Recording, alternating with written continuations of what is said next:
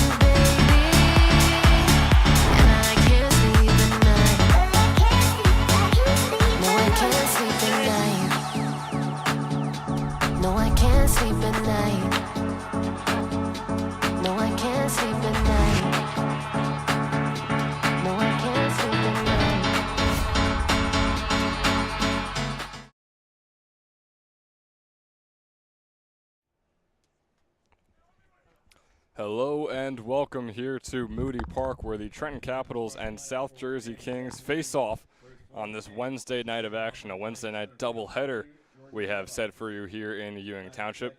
The Trenton Capitals sitting at 3-3 here in the Southern Division, third in the Southern Division. Meanwhile, the South Jersey Kings are at 2-4.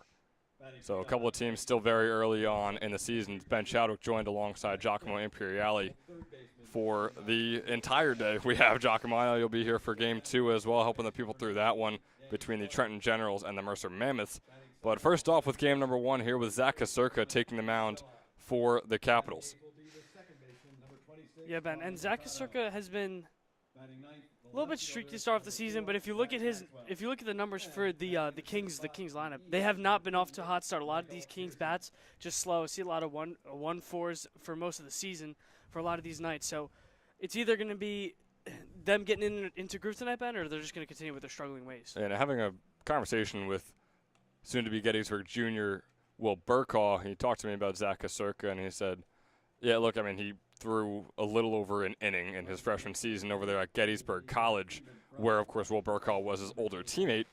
But he said this guy is special, and the only reason why he didn't get that many appearances on the mound and that many innings pitched on the mound was because of just how far they made it, and they didn't want a freshman arm out there deep into postseason play. But he said, trust me, man, this guy is really something good and can really go far.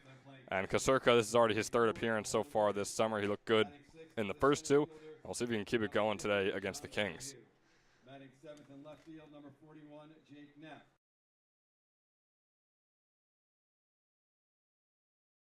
Eddie Apollina, and batting 10th, playing 3rd base, number 13, Zach Barbash. Starting the game for the Caps from Gettysburg. Yeah, Ben, and now leading off, you got Jordan Rabba coming up. Only 1 for 12 in the season so far. Yeah, Rabba, I mean, we see a lot of these bats struggle to make that transition over from college ball with the full metal bats to wooden bats here in Moody Park. But Rabba was someone who at Mercer County Community College was their best hitter by far. I mean, a 429 average and over 1,100 OPS. Led them in doubles as well as runs and walks, and had the least amount of strikeouts among any starter. So he was electric in the spring season, and you got to expect him to pick it up at some point here in the summer. Most definitely. See hops ahead early on Kasurka with the 2-0 count. Watch 2 fastballs down low. Kasurka's 2-0. Hits the inside corner. It'll be 2-1 coming up. Sort of looked like he made that pitch very, I don't want to say lazily, but just very lackadaisically, I guess you could say. It wasn't the full force we usually see from Kasurka, but it worked right there, the first strike. Definitely trying to slow the body down, get it through. Ground ball over to second base. Fielded easily out to first. For the putout is Gill. And he did so on those last 2 pitches, both of them finding the strikes, and obviously that second one was just a ground out. So curious if maybe those first two I mean, he might have just been a little too energized, maybe the nerves getting to him, and now starting to calm down. And maybe this is his true pitching motion that we're watching out there today. From Franklin and Marshall, number 24, Enrico. He kind of has that little lefty right over the top action, but we all know that that lefty tail can be very deadly, especially when you're throwing that fastball up. Absolutely, and we got a lefty-on-lefty battle right here with Enrico Tofano for the South Jersey Kings. So he fouls the first pitch back a little bit late on that tailing fastball.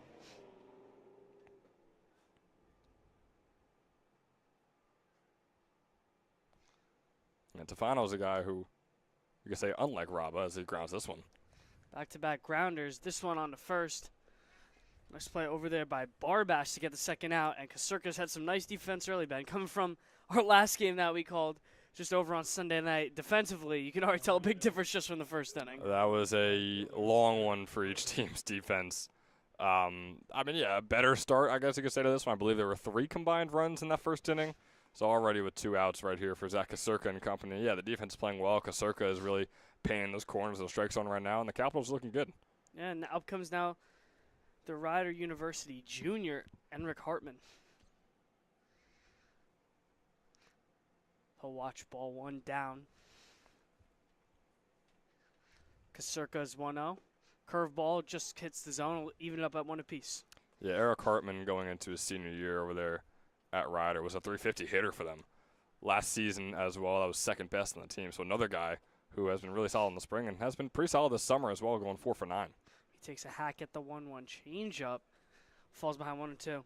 But a little bit of a awkward batting stance here for Hartman. Personally, have not seen him bat yet. He gets very low in his stance. He gets very low. He does like sort of squat and then comes a little bit back up, has the bat all the way high. It works though, or maybe it won't. That liner misread by John Donahue in center field, goes way over his head. Hartman he's on 2, trying to leg out a triple, and he'll get there safely standing. Enric Hartman able to take advantage of the John Donahue miscue in center field, and the Kings will have a runner in scoring position with 2 dead here. And the funny thing about that was actually Jake Knapp out there. I know that the number was kind of hard to tell, but that was Jake Knapp out there in center field. And those are the 2 guys that we currently have mic'd up for ECCBL Media today. So you have Eric Hartman with the mic on in the at-bat, and you have Jake Knapp out in center field. It should be very fun to hear what those 2 had to say on that sort of sequence of events right there.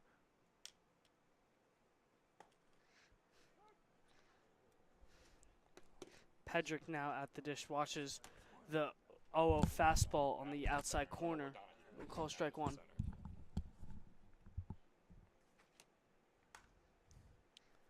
This one's skied over to left. This one has a chance to get down, and it will.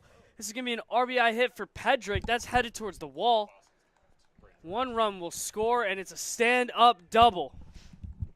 Andrew Pedrick with his 4th hit on the year and his 2nd RBI.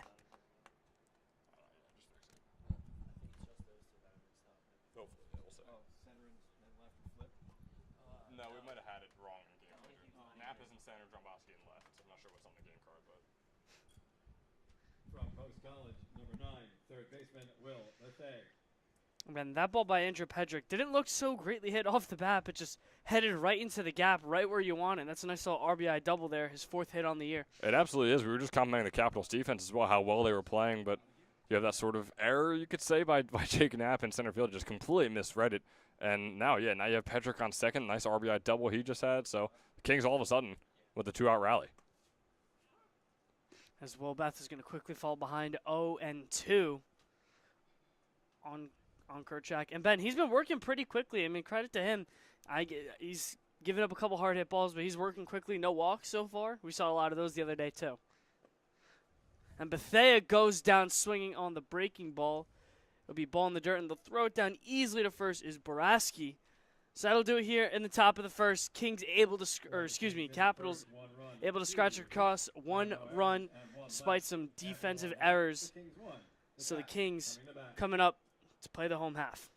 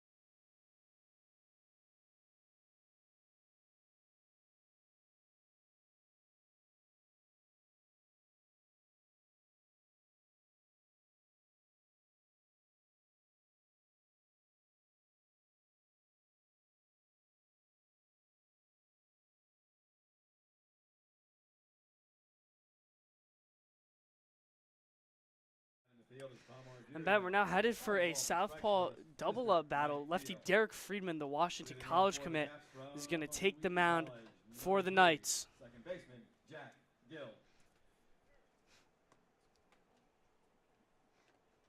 And Friedman just wrapping up his high school career over there at Lenape High School. Got the one sleeve on his left arm, his throwing arm. Something interesting that you don't usually see with these baseball players.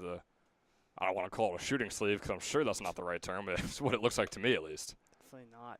This is 1-1, misses upstairs. Jack Gill up at the dish for the Capitals. And Ben, despite some early ECCBL struggles, Jack Gill, pretty good season in his sophomore year at Hamilton College, batting .284 on the year. Yeah, Jack Gill has been solid. But again, 1 for 9 so far this summer. Yeah, it was .284 in his freshman season over there at Wheaton University. But yeah, 1 for 9 on the summer. Again, these guys are getting used to the wood bats. They're getting used to the new field, and make that 1 for 10, Guac. There you go. And right there, Friedman able to register the strikeout, just throwing the express right by him. And talk about a guy who has struggled in the summer but didn't struggle in the spring. Jackson Scrow. He's 3 for 17 so far this summer, which obviously far from ideal, but you could argue was one of the best D3 ball players in the entire country. A .442 average, 11 doubles, 11 home runs, 43 RBIs. All of those led Haverford University, made him the D3 Rookie of the Year. But again, like I said, he's just 3 for 17 this summer. Definitely. He's able to hopefully help his cause here as he hops ahead early on Derek Friedman with the 2-0 count. Friedman missing up with the fastball mostly today, especially early on. Freeman's come set, his 2-0, high again. Fell behind 3-0. Yeah, the ball's really getting away from, like you just said, they're all getting pretty high away from him as well. Got to try and lock that down. You do have that one out, but can easily walk several batters right here if you don't clean it up. That will not do it. That's going to be Tad inside, so ball 4. Freeman will surrender up the base runner with 1 dead, and Capitals chance to hopefully capitalize off their defensive mistakes.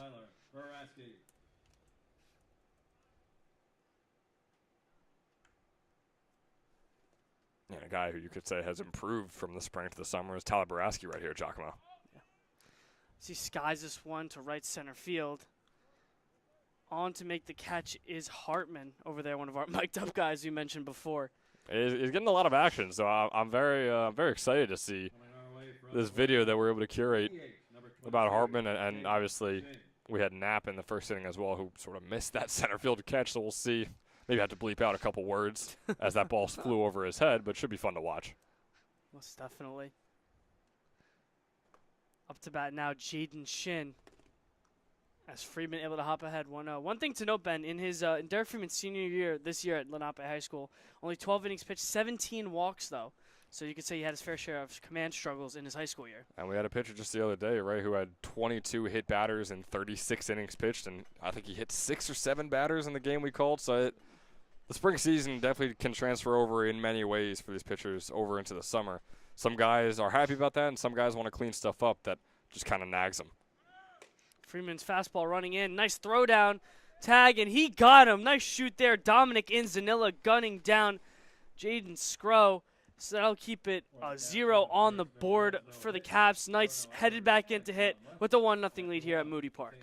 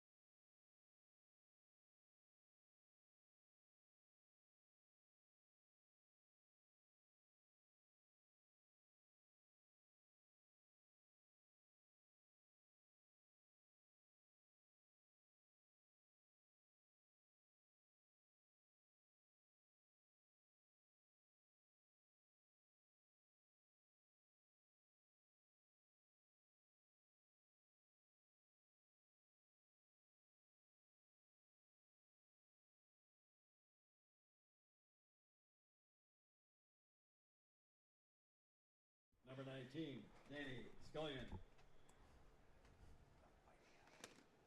Circa ready to go for his second inning of work. Apologies for the camera delays. We're going to get that fixed real quick.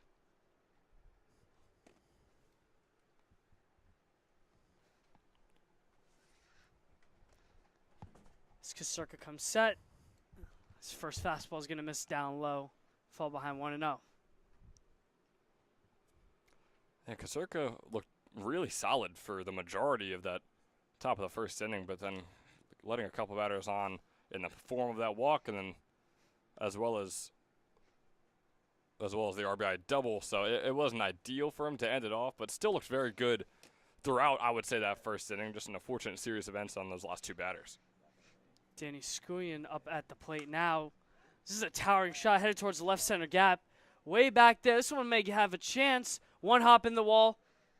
Scullion's going to pull in easy with the lead-off double, and Ben, that ball was mashed in the gap. I mean, boy, if we had just a little bit of metal in these bats, that ball was gone. It is so unfortunate to see a ball hit like that, but with full wooden bats, I mean, it just barely doesn't go out. I mean, yeah, give him a little bit of composite, or if you give him full metal, I mean, my goodness, those cars parked all the way out there are in trouble. And that's Scullion's third double already of the summer. He's off to a nice start, Ben.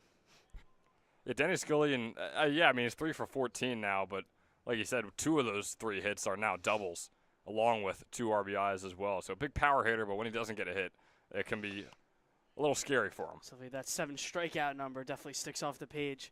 A little bit of that either swing and miss or hit a double type of mentality for him. Absolutely. Dominic Inzanilla, the next batter up for the Knights, the Wagner commit. He watches the 1-0 fastball. And it's evened up at 1 apiece. So here, if you're Kasurka, inning starting off completely different from the top of the first. You got two quick outs to start off the first. Now you have a near home run, but lucky for Kasurka, it's just a double. So how do you battle back instead of trying to recover? I expect to see more of the breaking ball out of Kasurka this inning, but I didn't see a lot of that sweeper. We just saw it right there in that 1-1 count to Inzanoa. I'm expecting a lot more of that sweeper to come into effect here. Yeah, the stuff on that sweeper and all the breaking balls he has is very nice, and you hope he uses it more. Tries to get Inzanoa to bite at the low fastball. It's going to be evened up at 2 apiece now. And Ben Kasurka's not he's very used to pitching to good numbers. Pitched the tune of a 2 ERA at Ridge High School during his high school career. Yeah, and again, I mean, much better than what you could technically say was his 16.2 ERA at Gettysburg. Again, he pitched 1 2/3 innings and allowed 3 earned runs. But no, this is a talented guy that is on the mound right now. And like I said, Will Burkaw explained that, yeah, I mean, this guy barely pitched just because we made it so far, and they just wanted the veteran arms to be out on that mound. But regardless, he's going to see a lot more playing time in his sophomore season over there at Gettysburg. Inzanoa grounds one over to third. It's Barbash. Low throw and a nice scoop over there. Cole McGordy, what a play by him. Gordy sticking low, picking up Barbash on the throw. I mean, this just feels, Ben, like a completely different game than we saw on Sunday. We saw about 5 of those throws get past the first baseman just the other day. Oh, we absolutely did. And talking about the first baseman, that is just a lost art. That is one of the most beautiful things in baseball to me. It's just an incredible stretch by a first baseman. I feel like people don't really give it credit enough. This one's grounded over to shortstop. Another nice throw. There's another nice play by McGordy over there at first base. There's Ty Mercado on the ground out. And McGordy, another error-saving play, and there's 2 dead. Error-saving play. I mean, that is the best way to put it already. Trying to make a case for the ECCBL Golden Glove in early June right now is Cole McGordy. I mean, he is just playing out of his mind over there on first base in this inning alone.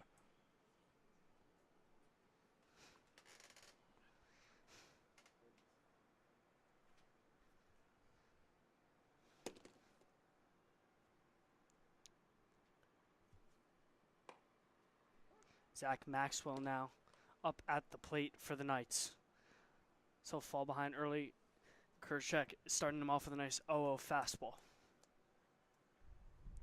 Yeah, Maxwell, another guy who was an over 300 hitter at Drew University in his freshman season, is now just 1 for 10 to start off the summer. He watches the wild pitch. Kershak's first wild pitch on the day. So that'll advance the runner Skoyan over to third. A bit of a smile there from Kasurka after letting that one fly over the catcher's head. Yeah, he's had control all day long. That's exactly what you want to see out of your pitcher after a pitch like that, knowing that he made the mistake and he's not thinking to himself, oh, boy, I hope I don't make that again, because he knows he's not going to do something like that again in the near future at least. That shows confidence in your own arm, and it's exactly what you want to see from your pitcher on the mound. Maxwell chops this one foul, and he'll fall behind 1-2 on the count. So Ben Kasurka here, a chance to get out of this inning with the 0. I mean, like you said early in the inning, complete opposite. He got 2 quick outs in the first inning, then surrendered the run. He gave up the early base runner, but has Zach Maxwell on a 1-2 count and a chance to get out with a scoreless frame. His 1-2 pitch fastball misses low.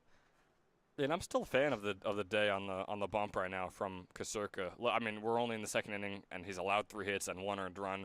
Looking at the stat line, yeah, it's not so great for Kasurka. But the way he's handling himself, the way he's getting these outs, and the way these guys are getting their hits still shows me that Kasurka can have a very long and successful day today. Breaking ball misses down. This will be a wild pitch, but no attempt over there. Danny Skoyan couldn't get a good enough read. But nonetheless, it's going to be a full count now coming up for Kasurka. I'm expecting the breaking ball here, Ben. He's been missing low with the fastball. I feel like just try and change that arm slot, get on top a little bit. Yeah, we mentioned before how the breaking ball has been looking really solid. Maybe he struggled to find the strike zone with it, but when he does, I mean, it's just a beautiful pitch. Instead, he goes to the fastball.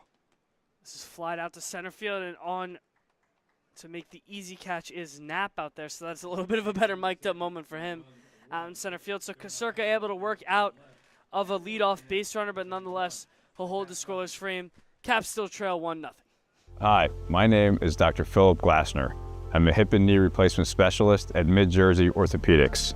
We're a multi-specialty orthopedic practice with offices in Flemington, Bridgewater, and Washington, New Jersey. We have 18 fellowship-trained specialists to take care of you from your neck down to your toes. We offer conservative management such as bracing, therapy, and injections through surgical interventions as well. Our goal is to keep you active and healthy and get you back in the game. We also offer on-site digital x-ray as well as MRI. We have evening and Saturday morning office hours to assist with convenient appointment times, as well as having walk-in appointments available. Call us or visit our website at midjerseyorthopedics.com so we can help you to live life better.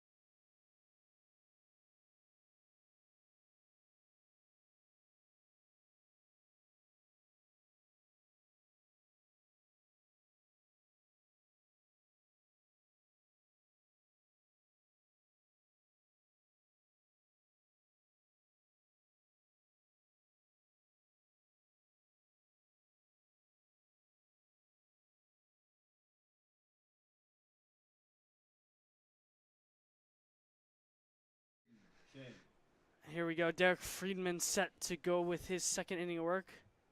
Jaden Shin up to bat, the Cornell sophomore, only had 1 at-bat in the entirety of his freshman year at Cornell, which resulted in the strikeout. Yeah, and this is Shin's second summer in the ECCBL. I remember talking about him when he was a Cornell commit and wondering, oh, I wonder what's going to happen in his freshman season. Obviously, not a ton with that 1 at-bat. But still an exciting player, and I'm excited to see what he does this summer. He's 3 for 14 right now with a double. Not the hottest start, not the coldest start. We'll see if he can pick things up against the Kings tonight.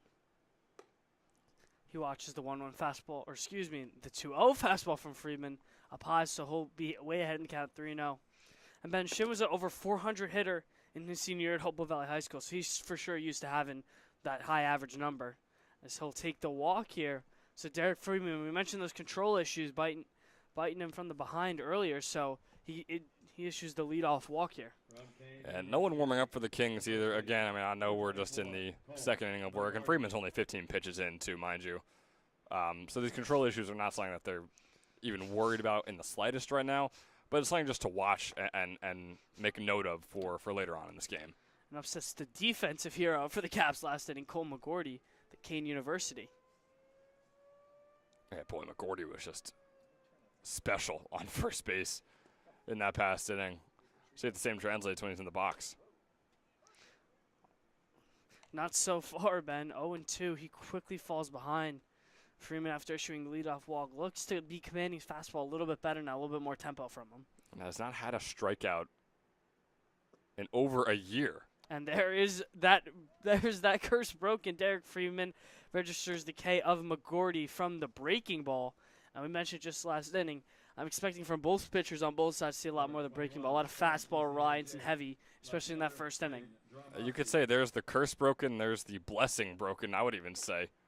As Freeman tries to hop in with the fastball, and this ball is hit quickly out into the left center gap. It's headed to the fence, one hopper. Runner being waved home. And he will stand up safely. That's John Donahue with the double. Now look at Braden Dromboski with the bat in his hands right there. I mean, that was an incredible hit by Dromboski. From Raritan Community College, center fielder, number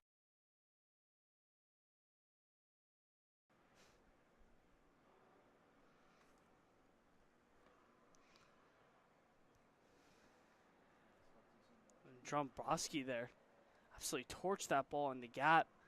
So it'll even up this contest at 1 apiece. Freeman issues his first earned run on the day. And that was just Dromboski's first extra base hit of the summer, his third hit of the summer. He's now 3 for 15.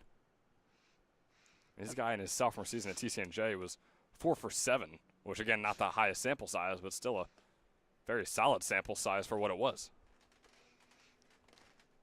Now comes sophomore in the transfer portal right now, Jake Knapp. One of our mic'd up guys today. He's at an even count with Freeman 1-1. Pitches a curveball downstairs. Hop ahead 2-1. Yeah, Knapp just wrapped up his redshirt freshman season over there at Raritan Valley Community College, over a 300 hitter, a 900 OPS. But is now the age of a junior, but of course it will be a redshirt sophomore for whatever college he's able to make his way onto next season. And that was definitely a nice year that he had over at Raritan Valley Community College. Hopefully a nice little team's able to pick him up. Freeman evens up the count of 2 apiece. Knapp skies this one shallow left field. Should be catchable, and it will be over in left field. That's Maxwell on to make the grab. Boy, it looked like much more of a blooper than it actually was. It had some air under it that I wasn't expecting. I thought it was going to get down fast and be a pretty easy single right there for Jake Knapp, but unfortunate that it stayed up in the air so long. Yeah, same thing. I thought that it was just going to bloop right over Will Bethea's head over there at third base, but Maxwell had plenty of time to come in and make the catch.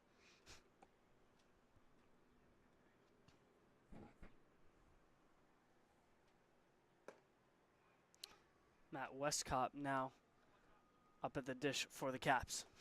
Yeah, and this is a guy who had some struggles in his freshman season over at Moravian University.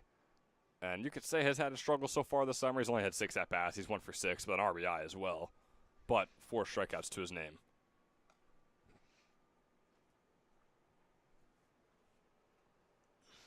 Freeman's 0-1 pitch able to miss, so his count will be evened up at 1 apiece. Checks the runner, the 1-1. Just going to miss the outside corner. That was a close one. It definitely was. It was a good-looking pitch from Friedman. If he could just keep producing those, though, and not go back to his old ways where he just had no control, we'll take that control over absolutely no control on every day of the week. Freeman's 2-1 misses way outside, and there you go, Ben. Didn't listen to me. Did not listen to me. Definitely should take a page out of your book. Hopefully, if he does, he can get out of this one with the tied ball game instead of giving up the game-leading run. I think if these D1, 2, and 3 college-level baseball players start taking pages out of my book, these games are going to last way longer, and for all the wrong reasons, Chuck. As Freeman issues the 2-out walk, so it'll be 2 runners on for Eddie Apollina coming up to the dish. Definitely seems like a smaller strike zone out there today. That was a very nice-looking pitch from Freeman. That it looked to me was supposed to be in there, but possibly a smaller strike zone with our home plate umpire today. So it'll be interesting again to see how both pitchers are able to deal with that. Eddie Apollina just wrapping up his sophomore season at FDU. So he takes a hard cut on the 0-0 fastball. Yeah, there's another guy who didn't see that much playing time, right? Just 11 at-bats over there at Fairleigh Dickinson. Has had 14 at-bats already this summer, in which he's 3 for 14. Watches the curveball down. Almost got away from Enzanilla behind the plate. Dromboski was trying to take the base, but Enzanilla says no, sir. Yeah, Enzanilla has done a good job because a lot of these pitches have gotten away from Friedman. He's hoping for his sake and for both their sakes that he's able to get a lot more control as this game goes on, hopefully right now. Apollina lines that one just barely foul. That was a nice looking swing there from Apollina. A little bit out in front, but got the hands behind it enough where hopefully he was praying that it hooked fair. Yeah, it was nearly his second extra base hit of the summer. He's got one double and he's got 3 hits, one of those being a double. Was about to get 4 with 2 doubles in the season, but instead the at-bat continues. Great looking curveball there from Friedman. A little bit of emotion. He's fired up after that strikeout looking. So Friedman surrenders the game tying run, so we're knotted up here at 1 apiece at Moody Park.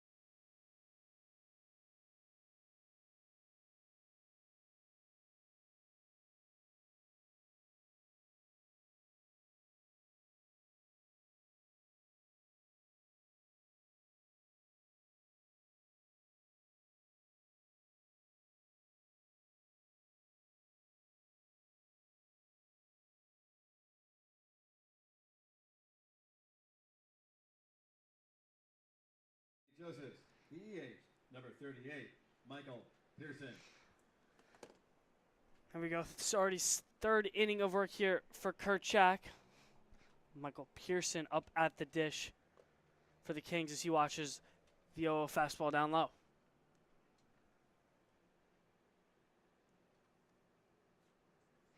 Ben, the St. Joseph's now sophomore, definitely struggled in his freshman year, hitting to the tune of a 182 average. Yeah, 564 OPS as well. Had 3 extra base hits, 1 double, 1 triple, 1 home run. So definitely spreading the wealth when it came to that.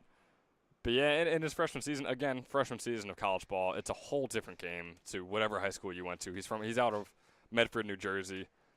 It's better ball. I mean, regardless of what high school team you play for, pretty much every college you go to is going to be better teams, better players. As he pitches charge in this ball, taking that back, and he'll be able to make the grab over there in center field. As a Pearson now 1 for 10 on the summer. With 4 of those outs being strikeouts, he just added another one in the form of a flyout right there. But another guy who struggles with the wood bats, or maybe he's just struggling after a struggle in the spring season. Regardless, I mean, this is where these guys are coming to get better, and you just hope that they're able to do so as the season goes on. And that'll flip it over to the top of the order. Jordan Rabba once again to up at the plate in his second at-bat for the Kings. I mentioned Rabba earlier, Ben, coming off a great year in his freshman year at Mercer County Community College at 429. Yeah, he led the team with that 429 with the 19 doubles as well. I mean, he was just all over the place for the Vikings. Now Mustangs, I think they're changing too. Lord knows why, but they're going from the Mercer County Vikings to the Mercer County Mustangs. I guess the 2 M's go together. They're changing their colors over there too. They were green and yellow. Now they're just going to be green and white, I believe. Trying to change up all the mojo over there, Mercer. I guess they're changing up all the mojo. Their athletics just had a very good year, and they're just trying to get away from all that. As Rabba watches the 2-1 fastball down, Kerchak's going to fall behind 3-0.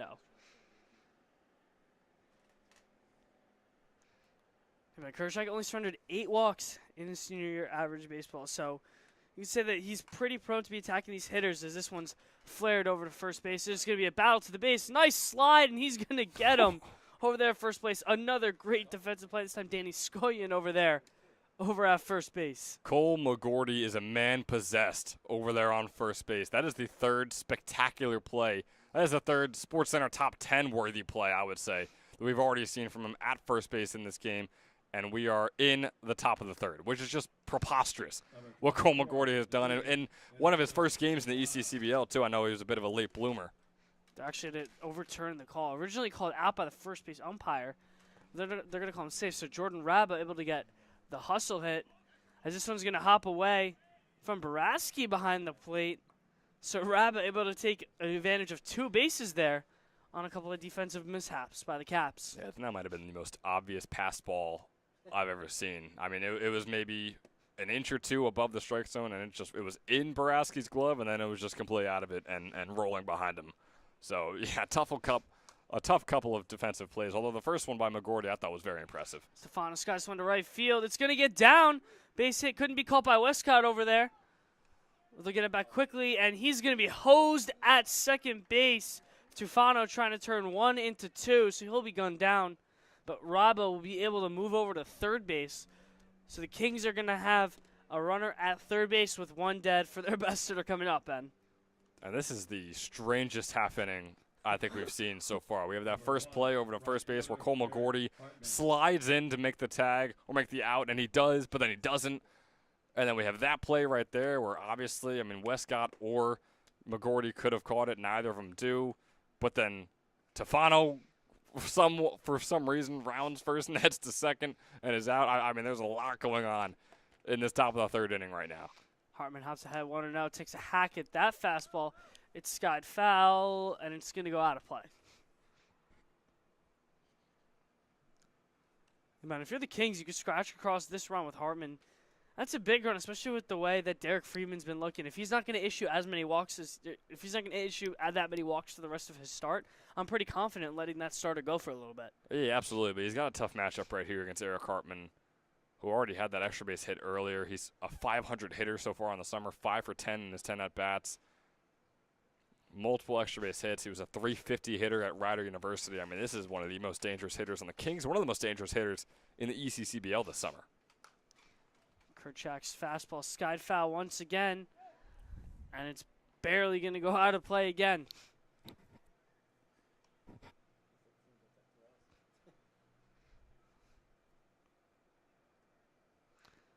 Give credit to Zach Kerchak so far, Ben. Definitely been battling against this Kings team who's just trying to get right. We mentioned their offensive kind of slump so far as they're all trying to break out of that.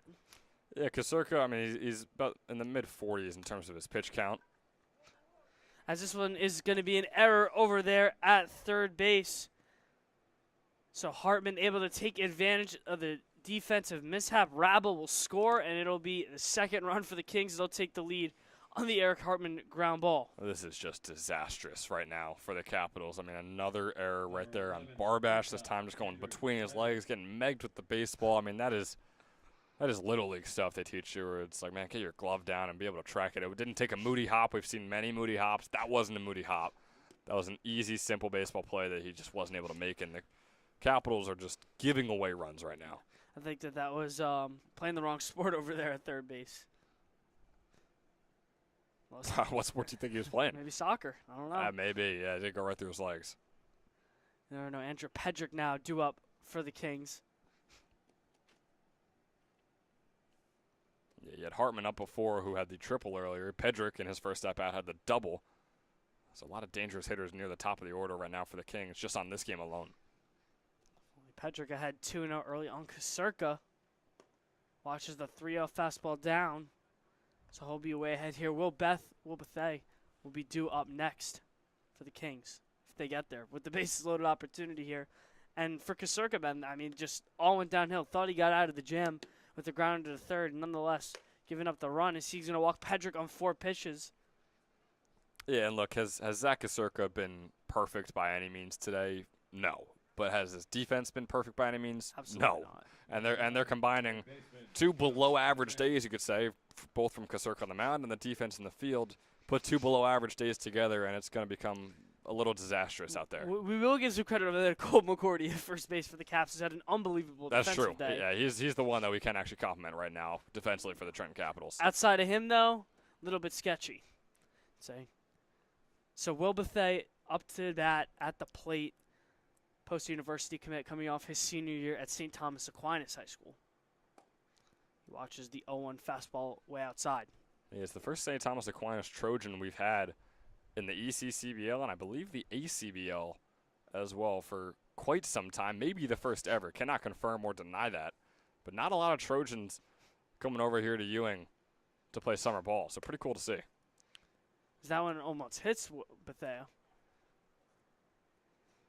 As Kasurka's going to fall behind yet another batter, 2-1.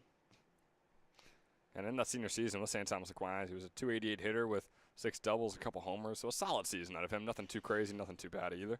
So, this one's going to sneak by the catcher. So Kasurka's going to give another wild pitch this inning. Baraski couldn't knock that one down. So 2 runners in scoring position for Will Bethea. He's only 1 for 6 so far in ECCBL play this summer, Ben. So, I mean, this would definitely be one of those big hits to try and break one of their guys out of a slump. It absolutely would. And it's just unfortunate to watch Kasurka right now. I mean, he threw 4 innings on the 5th against the Generals, and he allowed just 2 hits, and he had 3 strikeouts. He looked really solid in that one. Those were just the first 2 hits he allowed all season long. So Bethea takes a nice hack at that throw on fastball. So Kasurka able to battle back, makes it a full count. And this is a big pitch right here, Ben. It absolutely is. I mean, we've seen him battle back. We've seen him try and recover at different points. He's having to do both in this inning alone. Kasurka up to 53 pitches now on the day. His 3-2 fouled back by Bethea. Went with the fastball there. Ben, if you're Kasurka, are you going to try and stick with that fastball away? You just got to swing and miss on the pitch prior from Bethea. Or are you going to go to that breaking ball? Well, you know Bethea is on it with that fastball right there, so you know he's probably going to make contact regardless, unless you really put this one high and away. There's the 3-2. It's a fastball. There it is. Upstairs. Gets Bethea down swinging. So nonetheless, damage control from Kasurka. Only surrenders the 1 unearned run on the error over at third base from Barbash. So Kasurka able to battle out of the jam and control some of that damage. Kings hop back on top 2-1.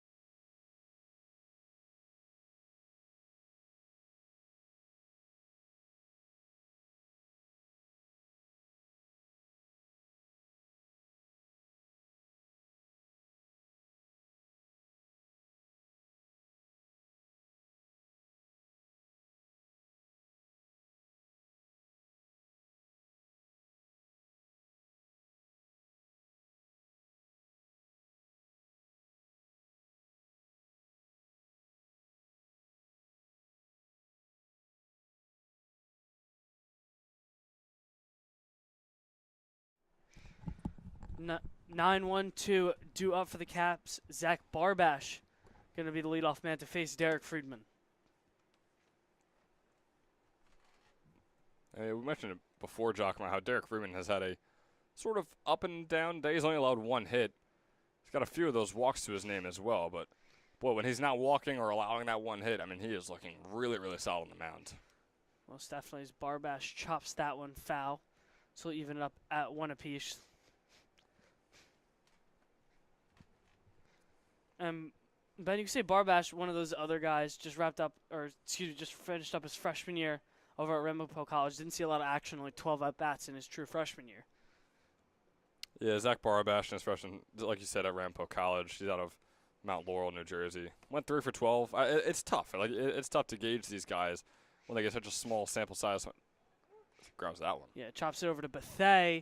Nice throw over there onto first base. Skorian able to pick it up, so it'll be a nice, quick, and easy out for Derek Friedman, who's been pretty pitch efficient so far, Ben, especially compared to a lot of the guys we've seen recently. Only 38 pitches with 1 dead in the 3rd inning.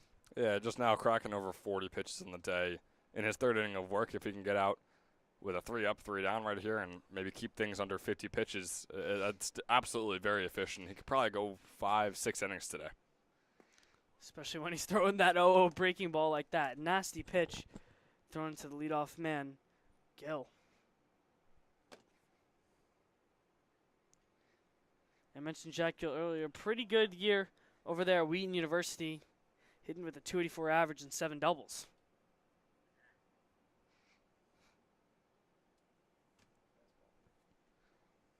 Freeman throws the fastball away, and Gill bloops this one over to left. Another one of those balls thought could have had a chance to get down on the bloop, but Maxwell able to come in once again and make the catch. So it'll be a nice quick 2 outs for Derek Friedman of 2 Capitals hitters. Yeah, these outfielders are definitely playing pretty shallow today, which is why I think all these bloop shots that we normally would be considering to be a hit in most scenarios are not, because of how shallow these outfielders are playing, specifically Maxwell out there in left field. Jackson Scrow now due up at the plate for the Caps as he hits the first pitch and play over to short. On to first, and that's a nice inning over there for Derek Freeman. Andrew Pedrick came in to make the play. So 3 up, 3 down, well under 50 pitches, under 45 pitches as a matter of fact, Ben. Kings hold on to their lead. They still lead 2-1.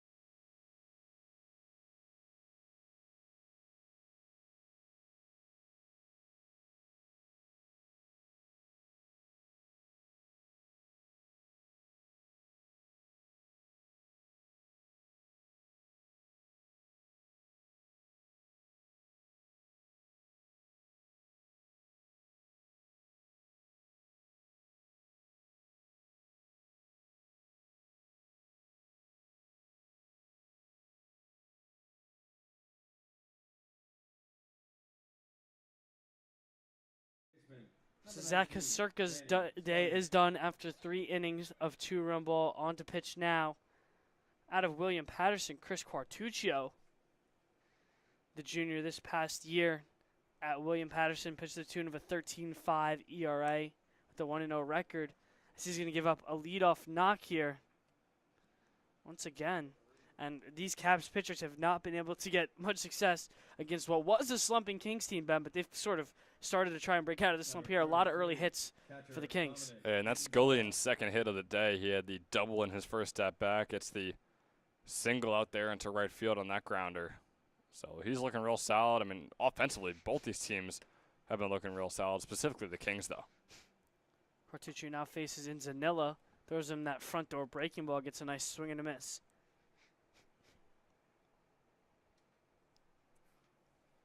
When you look at this, if you look at the numbers for Quartuccio, through 15 innings in his true freshman year, no innings, probably most likely because of an injury during his sophomore year, and then his junior year, 14 innings on the season. 13 walks, 13 strikeouts, so a bit more of a balanced pitcher. Yeah, Quartuccio definitely is, and I think the experience shows as well. It'll probably show this summer. Already wrapped up a few seasons over there at William Patterson. And usually these experienced pitchers and experienced hitters often find much success because they're used to these wood bat leagues and they know how to approach things. See, hops ahead on Inzanilla 1-2. Runner goes. Inzanilla fouls it back.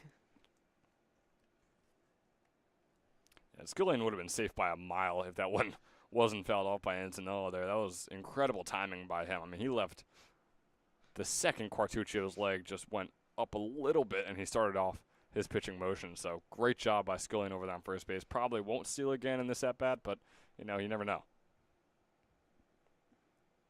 Quartuccio comes, sets, checks the runner one time this time, and grounded through the hole. Another base hit for the Kings. They'll keep the rally going. This time it's Dominic Inzanilla going to the opposite field off the away fastball.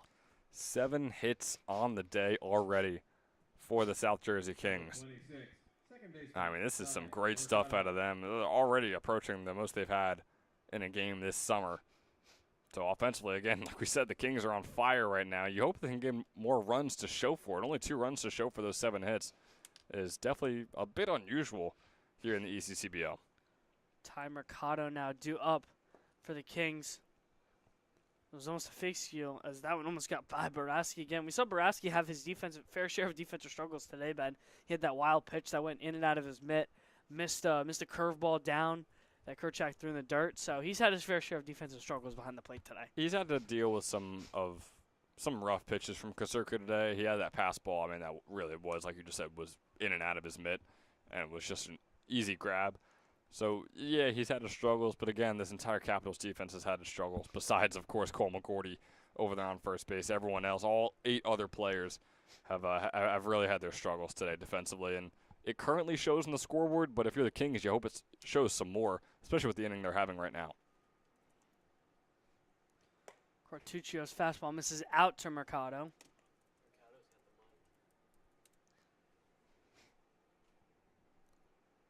Ty Mercado just wrapped up his freshman year at Hartford Community College. And it looks like Eric Hartman gave over his mic to Ty Mercado. He's got it on for his at-bat right here. He skies this one. This is going to be another Cole McCourty defensive gem. Oh, almost robbed it over the fence, in and out of his mitt. That would have been a 4th gold glove play for him on the day. He's feeling himself. I mean, we usually don't see guys really putting their body on the line in summer ballers out of fear of injury or whatever it might be. Not Cole McGordy, though. Cole McGordy is going all out on this Moody Park field right now, and I love to see it. Mercado had a nice season over there at Hartford. 20 RBIs on the year, Ben. Yeah, definitely one of the older players in the ECCBL, but like I said, it shows. I mean, he's giving his all out there. He's out-hustling everyone. Definitely. Not the best at-bat there. Gets registered via the strikeout. Nice breaking ball there from Quartuccio.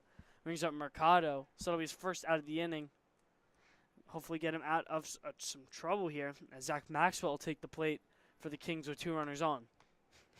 Yeah, Quartuccio already allowed 2 hits in his first 2 batters, so it's good to get that strikeout right there. Hopefully he gets himself in the groove of things. But, again, the Kings are still hot. I mean, we'll see what Maxwell's able to do right here, looking to get on base for the first time today.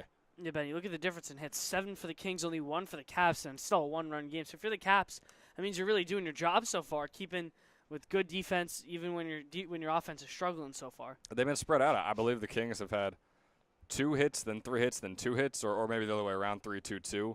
But regardless, when you spread it out that much, sure, I mean, you're going to get 1 or 2 runs, which is exactly what they have right now. But you're not going to pile them on. You're not going to have that 1 inning where you throw in 6, 7 runs that come all the way home. So for the Caps right now, it's good news. as there's the third hit given this inning. Runner being sent home, and then he's going to get held up last second. Nice throw over there in left field from Dombrowski. I think he would have had Skoyan at the plate. He absolutely would have, and it was tough. It was a bit mistimed by the shortstop, Jackson Scrow. He dove a bit too late, sort of hesitated and deciding if he was going to dive. He took a note from Cole McGordy, and then he did go for the dive, but unfortunately, like I said, wasn't early enough, wasn't soon enough. So, yeah, it got right by him. The 9-hole hitter, Michael Pearson, now due up for the Kings. And another bases loaded, and that's their 8th hit on the day, Ben. 8 hits in 4 innings after when we prior looked at the stat sheet before the game for what we thought was a struggling Kings team. They've had all the answers today. As Pearson skies this one deep left field, taking Dombrowski back. They'll make the catch. Runner will tag, and he'll be up easily. So it'll be an RBI sac fly for Pearson, as Danny Scullion's going to come home. Kings extend their lead out to 3-1. They're once again able to capitalize with runners on, Ben. They're able to capitalize, yeah. Again, if you're the Kings, I think you're pretty frustrated right now, though, with the way your offense has been playing, and especially with the way the Capitals' defense has been playing. Look, they're not gonna complain about a lead ever, right? This team's at 2-4, and they're just trying to win every game they can.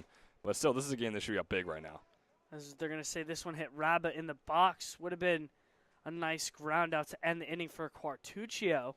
So he's a little bit frustrated with that one. And I mean, it's just been good offensive approaches for the Kings. I mean, guys taking balls the other way, opposite line drives, a sac fly to get the run in. I mean, it's just been classic textbook hitting.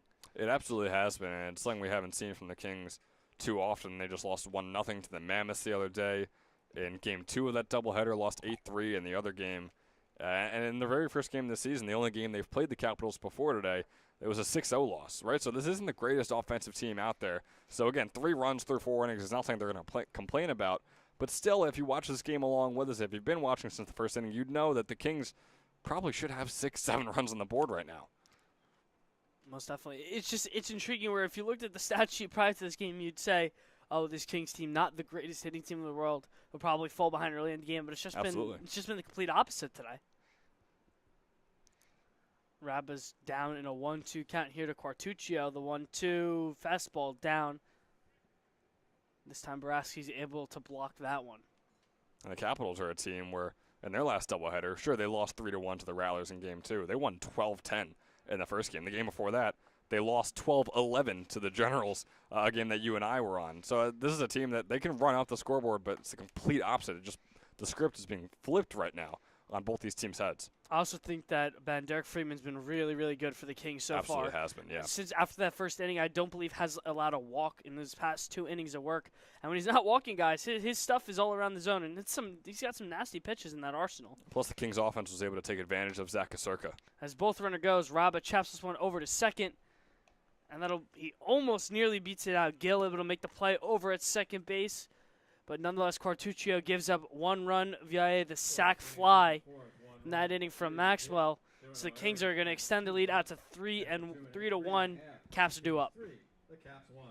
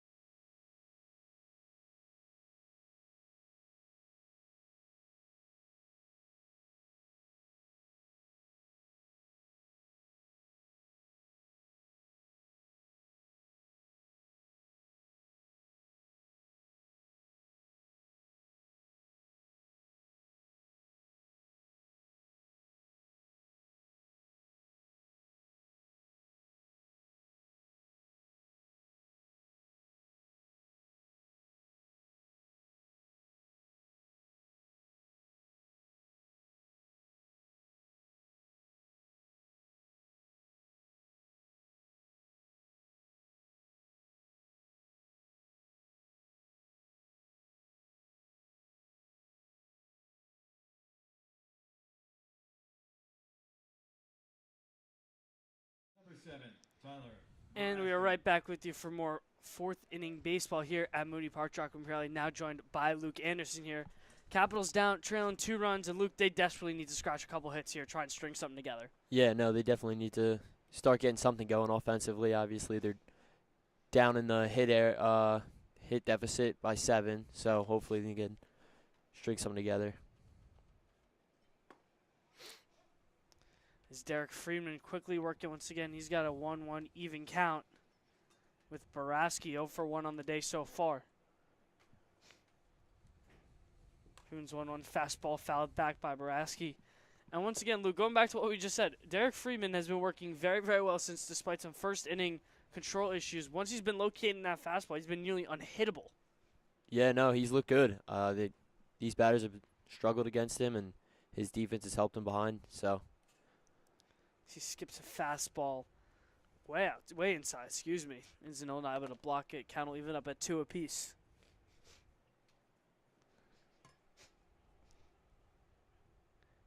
Here's the 2-2 from Freeman. Ground ball over to third base. It's going to go just foul. Would have been an extremely tough play for Bethea if he made that one.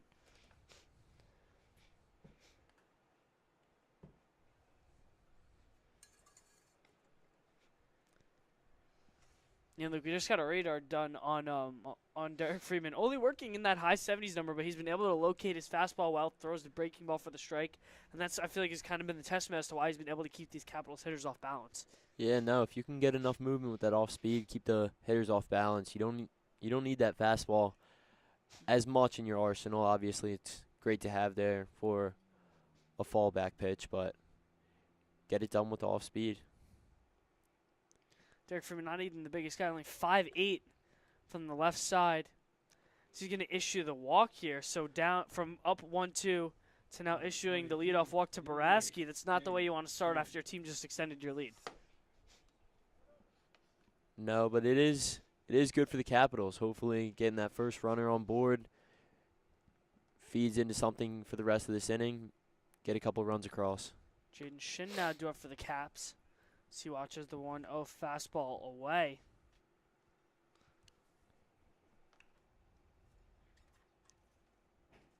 Shin drew the walk in his first at-bat against Freeman. That's the first pickoff move I believe we've seen at him on the mound today. Yeah, Shin's been the only Capital to touch home plate today, so looking to repeat that here. Watches the curveball go above his head, almost misses him. Now that the control is starting to get a little bit of a variety here for Friedman. Now up to near over 50 pitches. 2-0 from Freeman. Fastball clips the outside corner of the zone.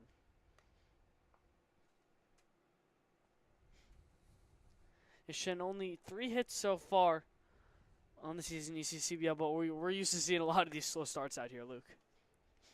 Yeah, no, not too many hitters have really been hitting to the best of their ability, other than Hartman, obviously.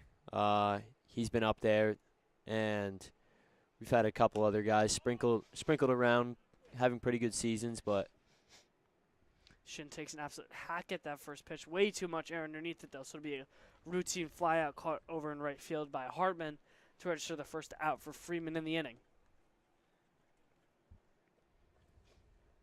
Number 24, first baseman, Cole McGortney now due up for the Caps. We mentioned today, Luke, some unreal, spectacular defensive plays for the Caps. He saved at least 1 run today alone just by himself over at first base. yeah, if he had been able to come down with that foul ball, bring that back into play, that would have summed up his night for us. But, yeah, he's looked dominant out there on the defensive end. We're going to get a mound visit here, and we're going to go to a reliever. That'll be it for Derek Friedman. So we'll take a quick break here while we get a change of pitchers here. Kings still lead 3-1. Hi, my name is Dr. Philip Glassner. I'm a hip and knee replacement specialist at Mid-Jersey Orthopedics. We're a multi-specialty orthopedic practice with offices in Flemington, Bridgewater, and Washington, New Jersey. We have 18 fellowship-trained specialists to take care of you from your neck down to your toes. We offer conservative management such as bracing, therapy, and injections through surgical interventions as well. Our goal is to keep you active and healthy and get you back in the game. We also offer on-site digital x-ray as well as MRI.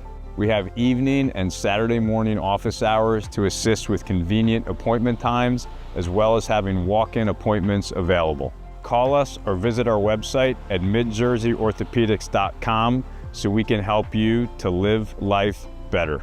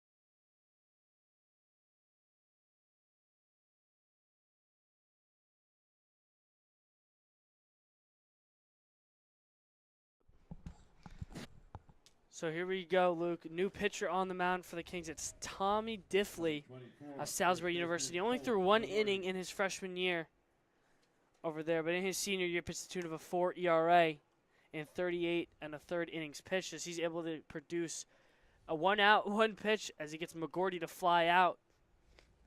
So nice, easy start there for Diffley. He'll be able to work with 2 days. Still have that runner over on first in Baraski. Number 21, left fielder Braden Dromboski now due up for the Caps. And Luke, this almost feels like another inning where the Caps just not putting together what they need to try and crawl back into this game. Yeah, no, obviously that ball was well hit too. Unfortunate that it couldn't find some grass to land on, but you can't really complain with how they've been putting the ball in play, and not too many strikeouts today. As the back pick opportunity is thrown wide by Inzanillo, it'll get by Danny Scullion over there. So Baraski able to take second base, now a runner in scoring position with a 2-out RBI opportunity now. Dromboski's already 1 for 1 on the day, trying to keep that 1,000 batting average on the day going. Will be a big RBI for the Caps. As he flies this one. This one may have a chance. Danny Scullion trying to give it room, and he'll make the catch up against the fence. They're going to call it on the transition, dropped it after the catch. So the Kings able to get out of trouble. Friedman starts the inning. Diffley finishes the inning. Kings still lead 3-1 here at Moody Park.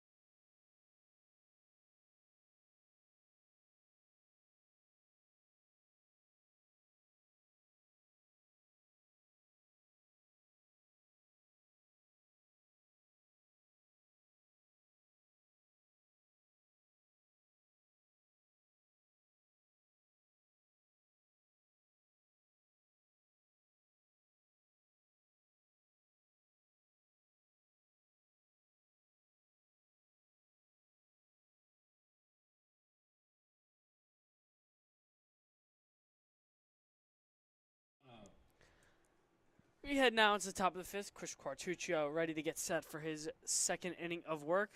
Enrique Tufano due up at the plate for the Kings as he watches the 0-0 fastball for strike one. Tufano, one of the many Kings with a hit today, tallying a total of 8 on the day.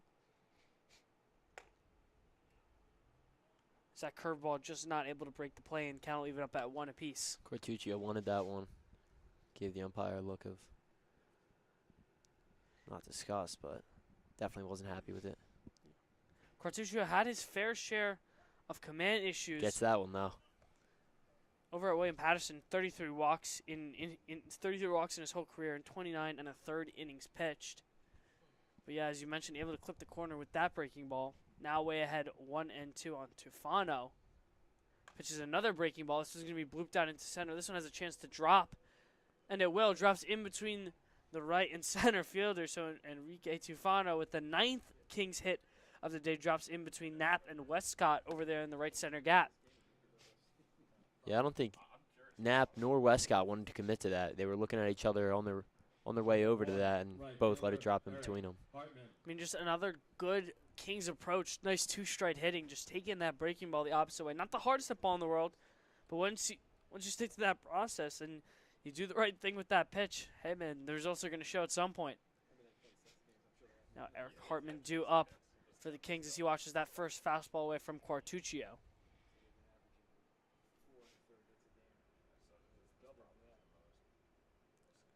Hartman 1 for 2 on the day so far. He's quickly going to fall behind. No balls, 2 strikes. Nice back-to-back fastballs away from Quartuccio. He's starting to now find that outside corner that he's looking for, Luke. Yeah, he's paying the knees too. Hartman gets low in his stance, but not low enough to be able to make contact with those. So Quartuccio's got to keep pounding that spot. The other 2 pitches, a breaking ball missed down. Nice stop behind the dish there for Baraski. We've seen a couple of those get behind and through his legs earlier. So nice defensive adjustment there by Baraski. Quartuccio remains ahead 1-2. No dead here in the top of the 5th. Pitch grounded up the middle. Could be a double play. And it's going to be another defensive error for the Caps. This time Jackson Gill at second base overthrows Jaden Scrow over at shortstop. Should have been a double play ball. But now Quartuccio faced with first and second. Nobody out, and this awful defensive day for the Caps continues. That's their second error on the day. Yeah, just a weird approach to that. He goes with the overhand toss, and it's not really something you see anyone practice. Obviously, I don't know if he was practicing that too much, and lobs it over the head of Scrow. Andrew Pedrick now due up at the plate. He's 1 for 1 with the walk today, so he takes a nice hack at that 0-0 fastball.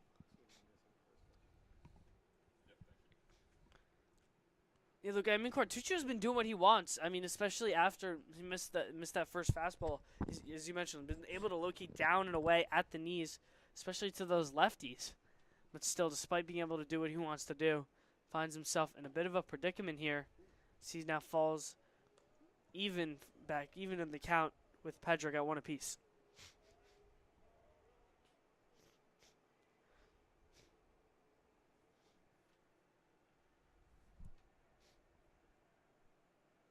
One for Quartuccio, fouled back by Pedrick.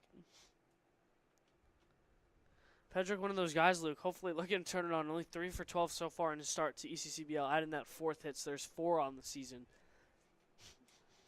Added an RBI today and a run scored as well himself. So he's kind of been all over the place today for the Kings.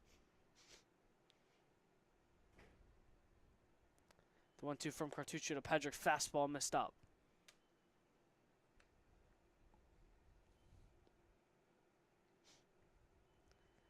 Prime position here for the Kings capitalize. They still lead by 2, looking for more. 9 total hits on the day for the South Jersey Kings.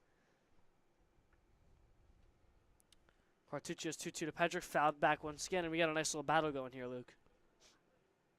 Yeah, he's definitely working Quartuccio, and as he starts to get up in his pitch count. Yeah, now up to only 33 pitches in Still only one. Fellaini has not yet to register the first out of this top of the 5th for the Caps. The 2-2 curveball misses away. Boraski came up looking to fire over to second base, but no play there. Tufano's getting a little aggressive over there on second. I mean, Jaden Stroh's not doing a great job just playing behind the runner, not trying to get anything going. He's the only one holding Tufano even close to the bag. As Cortuccio falls behind in the full count, 3-2. Grounded over to second base. That'll get the job done. Oh, he's safe. He's going to be safe at first. As the throw is going to take McGordy off the bag. Nice mental play by Enrique Tufano. And that nice jump you were just talking about ends up getting them an extra run. Tufano goes second to home on the infield grounder. Gill with his second error of the inning takes McGordy off the bag, so no out at first base. It'll be runners on the corners as the Kings scratch across their 4th run on the day. That'll go down as an error for Scro right there, but it was Tufano who was able to pull the first baseman off the bag. He was trying to get that out at home plate, forced to take his foot off and try and ready for the throw, and didn't end up getting either. Yeah, Tufano turned on the burners, able to score all the way from second base on a routine grounder to second. Don't see that too often. Shank, it's going to be a pinch hitter. Shank is going to pitch it for Will Bethea on the first pitch. He's going to pop out in foul territory. That's not the way that you want to kill them. That's not the way you want to start off a momentum building inning with an infield pop out. Number 19, first baseman Danny Scullion. Danny Scullion now due up for his 3rd at-bat on the day.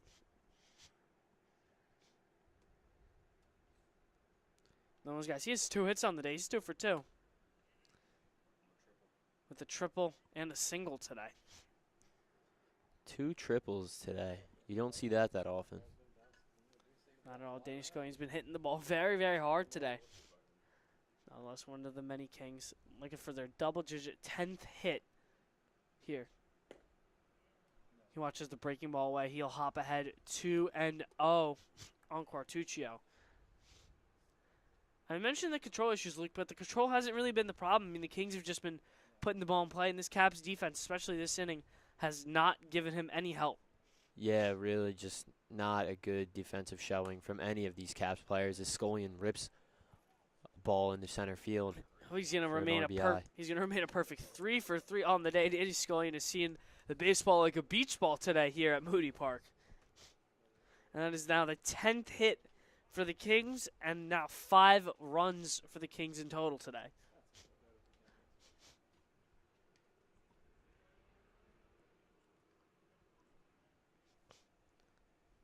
Boraski running out.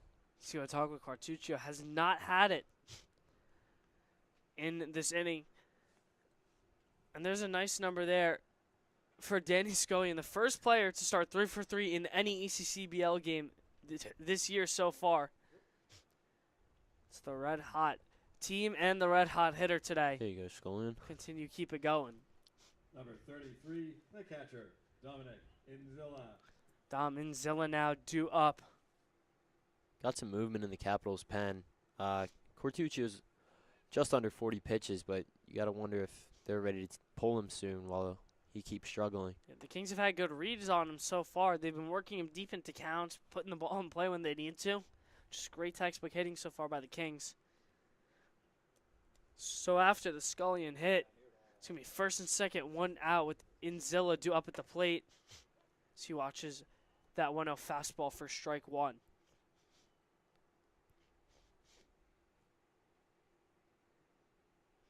Inzilla coming off a really nice senior season over at Allentown High School. 371 average, a couple doubles, a homer on the season, 16 RBI. So nice senior season there for the Wagner College commit.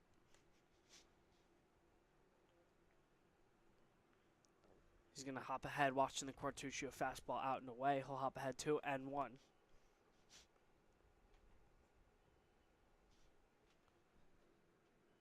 Got Pedrick at second, Scullion at first. As Inzilla pops this one foul, it'll be 2 apiece.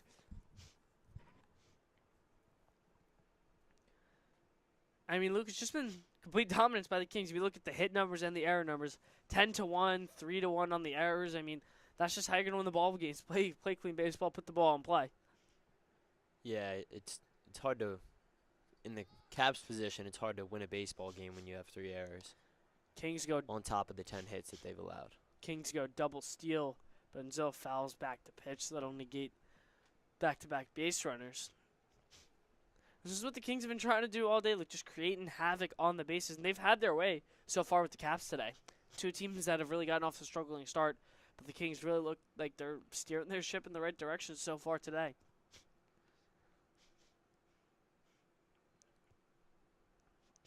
Quartuccio checks the run a second, not once but twice. Enzo's going to call time at the plate. Double play ball would be really big here, Luke, for Quartuccio to try and get out of this jam. He's really been struggling this inning. Yeah, it would be. Just 1 hit, end the inning, head back and regroup. Enzo watches that front door breaking ball. Strike 3 call. Nice looking sweeper there from Quartuccio. Able to finally get the second out of this inning. Let's bring Ty Mercado back up at the plate. 26, second baseman, Ty Mercado. Mercado, as you mentioned, there's been a little bit of mic shuffling for the Kings. Believe he has the mic on now. Yeah, you see that microphone hanging from his chest. As he watches the 0-0 breaking ball down and away.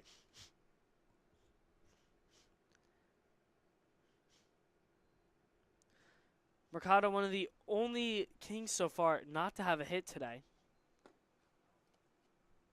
Rough day to give him the mic. Yeah, has not been able to reach base yet.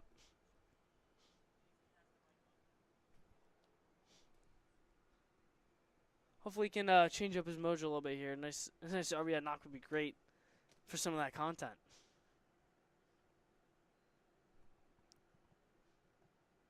One from Quartuccio swung on and missed by Mercado, trying to put that ball over the fence. So they just fixed the scoreboard. It was 2-0. That was a 2-0 hack from Mercado. Count now stands at 2-1. Mercado grounds that one right back to Quartuccio, able to put the glove down on that one, flip over to Quartuccio, first. A little stare down too. Still feeling himself after letting up a couple runs. Yeah, definitely a frustrating inning there from Chris Quartuccio. Not his best inning of work. Gives up 2 runs in the frame. Kings extend their lead over the Caps 5-1 here. Headed to the home half of the 5th at Moody Park. 2 hits. There were 2 errors and 2 left after 4 1/2.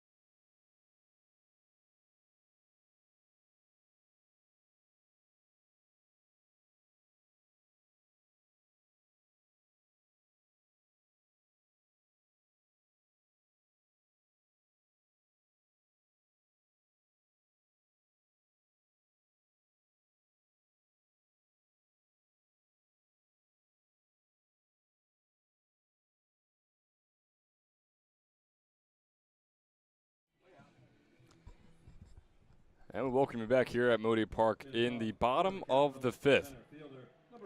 Out there is Tommy Diffley throwing the mid to high upper 70s in his warm-up pitches, thanks to our Giacomo Imperiale, who you just heard on the play-by-play call. And Ben Chadwick here with you. I know the name isn't really as cool as Giacomo Imperiale, but you're just gonna have to make do with Ben Chadwick, and Luke Anderson, I suppose. So it's an 0-1 count here. Diffley up on the mound, the lefty. Knapp at the plate, and we're going to make that a 1-1. Jake Knapp in his second plate appearance today, and boy, we're nearly halfway through the 3rd time for the Kings lineup, and this is only the second time through for the Capitals lineup. It tells one of the many stories here today about how dominant the Kings have been. Again, they only lead 5-1, which I still find a bit underwhelming if you're a Kings fan. As this one from Knapp goes out into center field, chasing it down, and the catch is made. So a nice first quick out for the Capitals against the Kings here. Number 11, right fielder, Matt Westcott.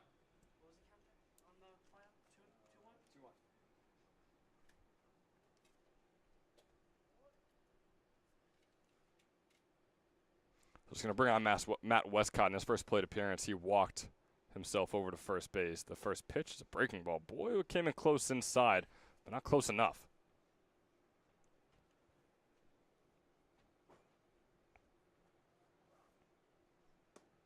And that fastball going to be low and inside as well to bring up a 2-0 count. Westcott in his freshman season was just a 194 hitter. So far this summer, he's just 1 for 6. Will it be 2 for 7 or 1 for 7? No catch will be made, and it will be neither of those as well, as the error from Andrew Shank, it appears. Yeah, it didn't seem like anyone really wanted to take charge over there. You had the third baseman, left fielder, and the shortstop all looked like they were in the vicinity, and the ball went up and hit Shank's glove, and they all looked as confused as he was. And to you, Luke, I mean, is that a communication problem out there in shallow left field? Yeah, you got to have something going out there, obviously. Maxwell out there has got to be saying something, whether that be him taking charge and saying he has it or telling Shank that he's got it. But there's got to be something. That ball can't be dropping with 3 guys all right next to it. So I mentioned, will this be yet another out and he'll go 1 for 7 on the summer, or will he be 2 for 7 depending on where the ball drops? Well, an error means that he stays at 1 for 6 on the summer for Matt Westcott. Eddie Apolina is now up at the plate. He struck out in his first at-bat. He's got a 2-1 count as that's a fastball outside, forcing Inzilla to go out and chase it down.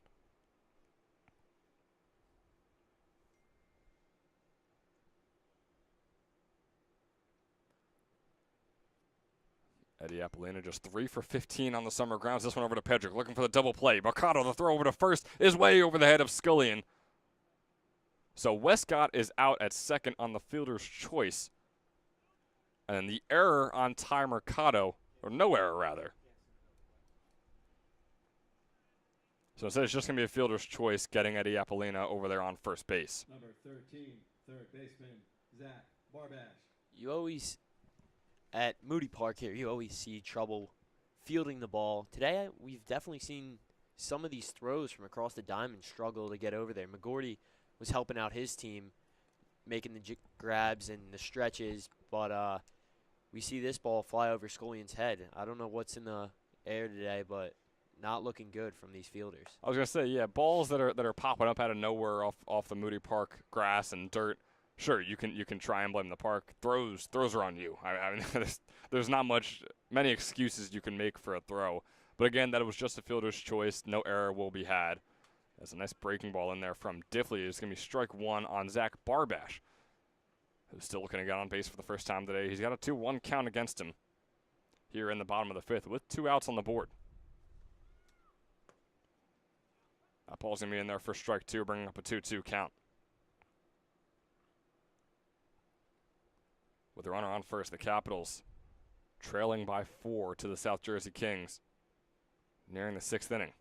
Fastball outside, bringing up a full count here for Barbash. Guy who is 1 for 12 this summer. Only saw 12 at-bats at Ramapo College in his freshman season this spring.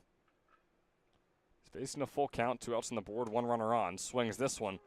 Pedrick and Shank chasing it down. Neither one of them will grab it off the ground. Apolina heading over to third base, and he's safe, and it puts runners on the corners. Another error on the Kings. It's going to be called on Andrew Pedrick, although both him and Shank struggled. Correct me if I'm wrong. Is this Shank's first game in the ECCBL? It'll be his first game this summer. He was an active member of the Kings last summer as well. But, yeah, it does appear that this is Andrew Shank's first game this summer with the Kings, as that one's going to be fouled off. new roster, obviously, every summer. We got a nice play over there by one of the Capitals coaches. But, yeah. But a you lot of wonder if the miscommunication. chemistry, yeah, right? the chemistry might not be there just yet. Not trusting each other to make each other's plays, but hopefully they fix that as we move on in the summer. Trying to steal second was Barbash. He gets caught in the pickle. That's a well. Apollina comes home, so the run will score if he's safe. He is absolutely not, though. Scullion makes the easy tag. No run scores. The score remains 5-1 in favor of the Kings. And boy, what are your thoughts on that? Barbash, he was fairly close to second over there. I believe the run scores on. Well, the run does score. On yes. a rundown right there. So that's by the third base coach. They practice that. I don't know when they're practicing with these guys, but it's definitely something they go over and try and put to use in the games, and it worked out right there. So I was just about to ask you, what do you think about that, giving up the last out and not scoring a single run? But I guess I'll still ask the same question. What do you think about that? But you just answered it with the nice game plan there with runners in the corners, 2 outs on the board. Yeah, if you get in that rundown, the run will score, so that is on me. All right, so we got a 5-2 ball game. The Capitals crawling back, heading into the 6th inning. It looks like a new pitcher out there for the Caps. We'll let him get his warm-ups in. We'll get all the info about him, let you all know who he is, who we're working with here for the Capitals on the mound when we come back in the top of the 6th.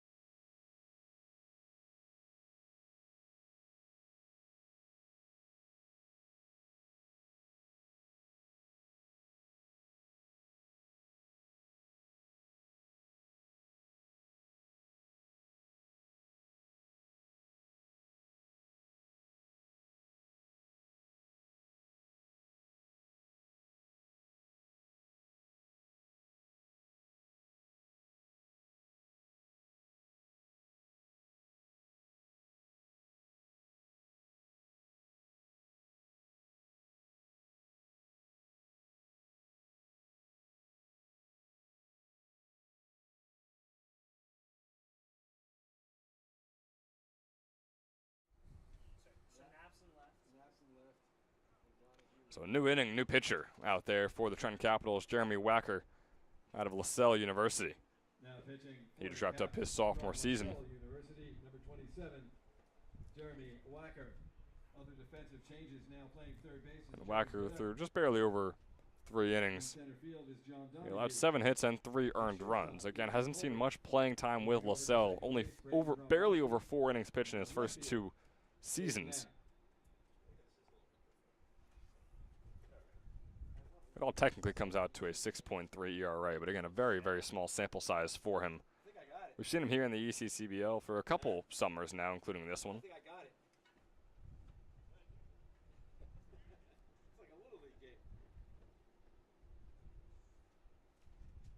Top of the 6th here, Zach Maxwell is up at the plate.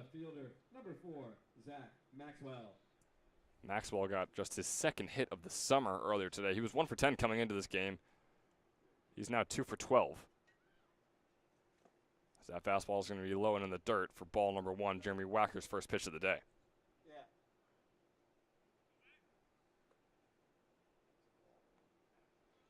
Maxwell just had the single earlier for the Kings, the lefty hitter. Looking for a 2nd hit of the day. He'll get it. Out into right field, looking for the double. Instead, he'll just slowly round first and take his time staying on first. So 2 singles on the day. Came in 1 for 10 on the summer, now is 3 for 13. Not too shabby from Zach Maxwell. Can't complain about that at all.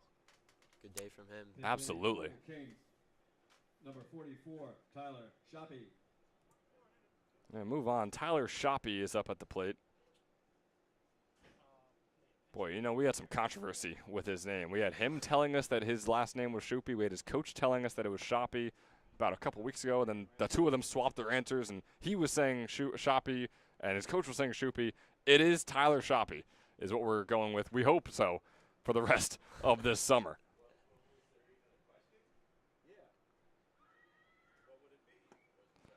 Swing and a miss right there from him.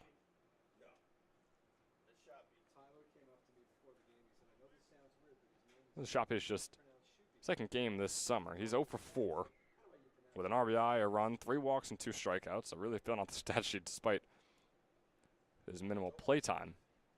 He's got a 1-2 count here against Wacker. Wacker already allowed Maxwell onto first. He's hoping to get his first out of the inning right here.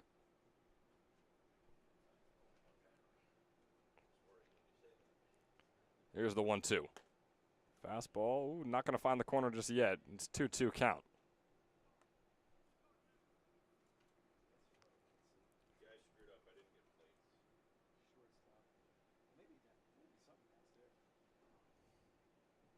These are two that are going to grow to be very used to seeing each other. Tyler Shoppy, a LaSalle commit, transferring over there next spring.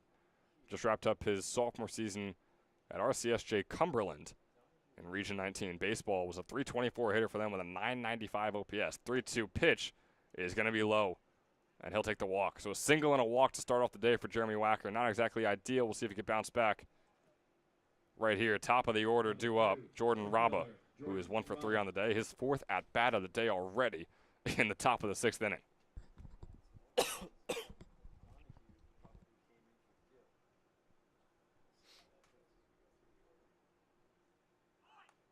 Raba looking for the bunt. He's going to foul this one off towards his own dugout to earn strike number 1. We've seen plenty of bunts attempted here in the ECCBL this summer, but I haven't seen too many get laid down and actually put into play. But when we do them, we've seen some beautiful ones, right? I mean, we've seen bunts that just barely trickle along towards first base, and the runner is able to get on, or the runner at least is able to take attention off of a runner on second or a runner on third long enough for them to get home or advance to the next base. Swing and a miss on the second one brings up an 0-2 count on Raba. Again, there's 2 runners on, 1 in scoring position, no outs. We'll see if he goes back to the bunt attempt here. He's facing an 0-2 count.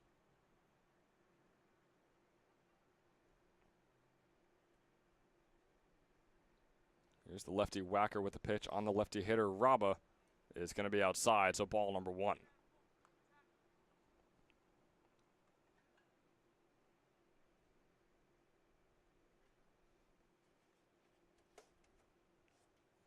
Jordan Raba's one and only hit on the season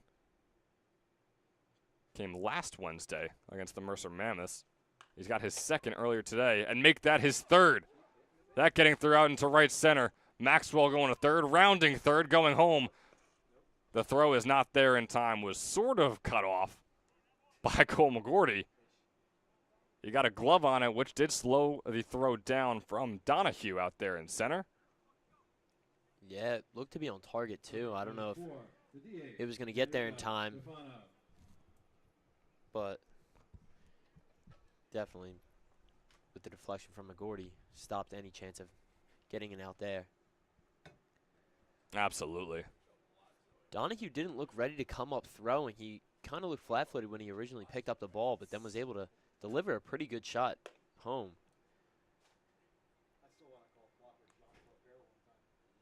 That's interesting. Is that something that you usually look for in the outfielder, especially in a situation where you got guys on 1st and 2nd? You want them to be obviously ready once they catch that ball to make that quick throw home. Yeah, definitely. Coaches are pretty adamant about these center fielders, right fielders, left fielders getting around the ball, getting it on their left foot, picking it up, throwing it in one motion.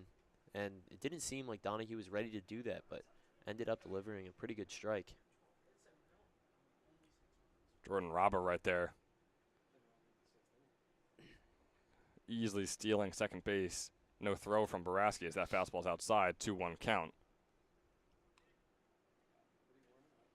And wonder if Baraski sort of learned from his own base runners in the bottom of the 5th that we just came out of, where they did the exact same thing, right? It was runners on the corner, send one over to second, send one home, and if they make the throw over to second, then you're in there.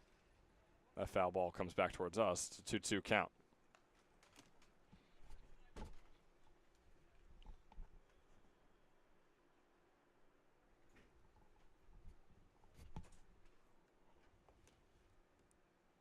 Enrico Tofano is already 2 for 3 on the day. Easily his best game so far this summer. Here's the 2-2 pitch, is outside, bringing up a 3-2 count.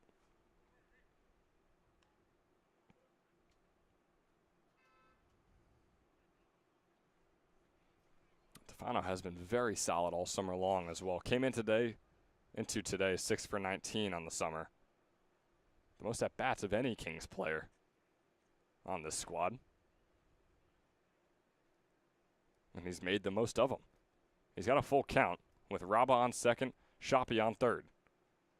Wacker nearing 20 pitches in his first inning of work, still not a single out to his name, as this one's going to be fouled off by Enrico Tofano once again.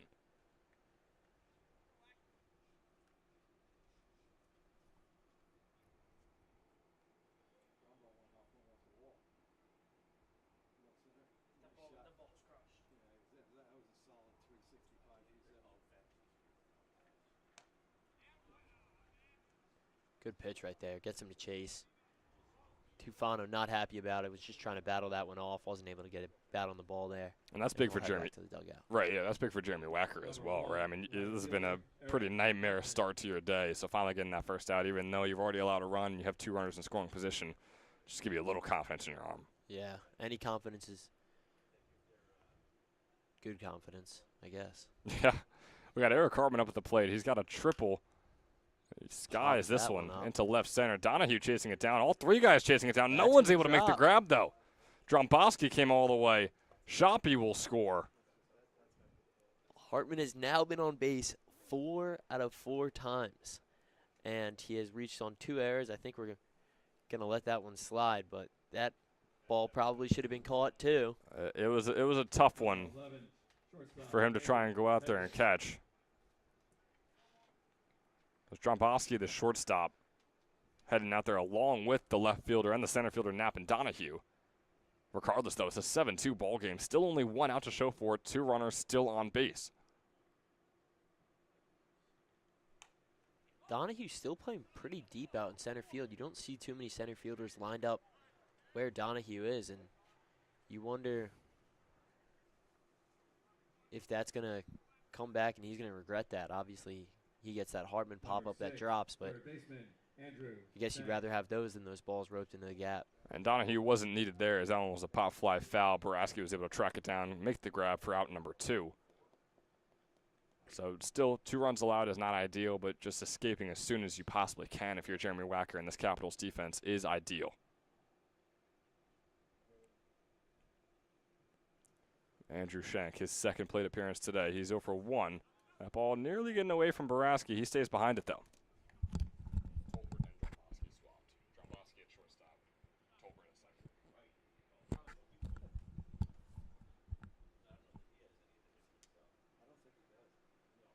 So the 1-0 coming up here for Schenk.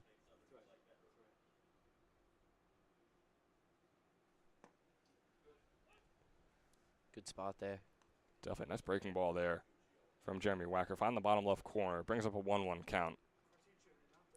Schenk in his freshman season at NGIT saw very minimal work, just 2 at-bats. Had 1 fielder's choice, 1 strikeout. He was able to score when he did get on base that very one time. So far this summer, just 0 for 5. Make that 0 for 6, actually, including today, with 2 strikeouts looking.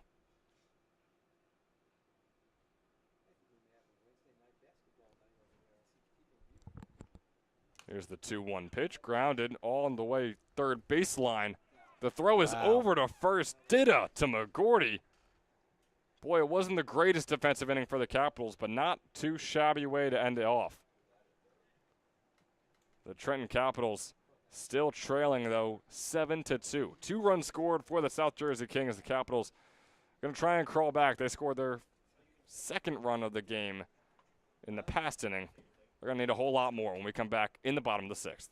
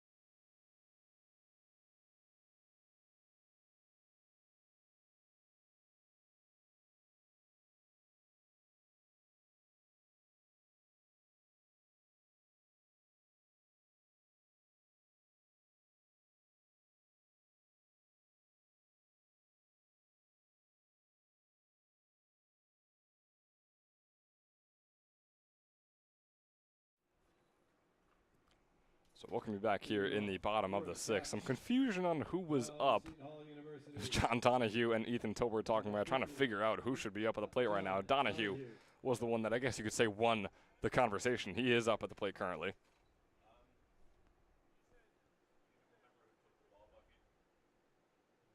Or possibly not. Donahue now going back to talk with his dugout.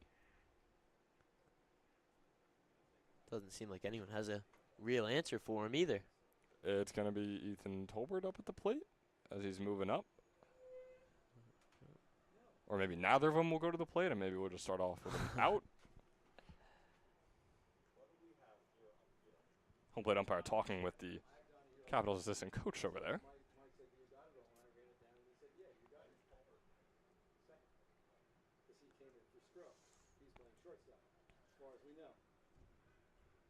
According to us, it should be Donahue, then Tolbert. As Donahue came in for Gill and Tolbert came in for Scro. I think that's what they're going to end up going with here. Donahue steps into the box. So just a bit of confusion. John Donahue finally is up at the plate. The Seton Hall commit dropped up his high school senior season. Takes the first pitch, strike 1 on the outside bottom right corner. It's honestly surprising that doesn't happen more with the confusion in the lineups. You see so many players playing for different spots, right? Subbing in for different people, and I guess most of the coaches are able to figure it out right away. The 2 pitch for Donahue was a fastball outside, and maybe they're just so confident and they just show off so much confidence when they do come out that we don't even realize that maybe they are sometimes wrong. Maybe they just come out and one guy gets 3 at bats before one even gets 2, and who knows? As that one's fouled off on the 1-2. Well. Yeah, we would be none the wiser up here. It's a 1-2 count going on for Donahue. Diffley nearing his 25th pitch on the day. Came in about halfway through that 4th inning. This one from Donahue out into left field is going to go right over to Maxwell. He was playing a lot deeper that time. We've seen Maxwell play very shallow before. He must have known something about Donahue, though. Playing pretty deep right there, making the easy grab for out number 1. Yeah, Maxwell playing deep. Got a good read on it as well. He was first step back and then followed it up, able to chase it down easily. It's going to bring up Ethan Tolbert. Boy, he has been incredible so far this summer. 7 for 11 with a triple and 5 RBIs to his name, along with a couple of walks. He's reached on an error as well, if you're going to count that as a good thing for him. But regardless, Ethan Tolbert has been on fire. He takes that breaking ball in there for strike 1, though. It's a 1-1 count for him. Yeah, reaching on an error. Obviously, you'd like to reach on a base hit, but getting on base is getting the job done. And Eric Hartman's a perfect example of it. Today, obviously, Hartman has been on base all 4 times, reaching on 2 errors, but he's able to score some runs for that team. Yeah, it's that Moneyball mentality, right? I mean, you just got to getting on base is all that matters. Exactly. 2-2 count here for Tolbert. The lefty hitter against the lefty pitcher, Diffley nearing 30 pitches. Now has 6 outs to his name. Breaking ball is going to be in there on the 2-2 count. Diffley, gorgeous work on Ethan Tolbert, giving him just his 5th out of the summer. He's now 7 for 12. Boy, he's been great, but how about Diffley right there on that at-bat? Diffley has been dealing all day today, just been super efficient. Obviously getting some quick outs, getting some fly outs on first pitches, but right there, and here comes another first out, Shank able to adjust to the hop right there, throw it across to Scullion. He absolutely was. Andrew Shank, nice pick up off the floor. Solid throw over to Scullion as well. Quick 3 outs right there for Diffley. Yeah, the fly out, strike out, and then the ground out. Going through all of them was Diffley right there. There's no real big drives in the bottom of the 6th inning right here, Luke, but we did see a pretty big drive earlier on in the season, just last week. Boy, oh boy, and the Capitals were involved, but they were on the wrong end. Here is our Team Toyota drive of the game. For Keno Pizzell on second.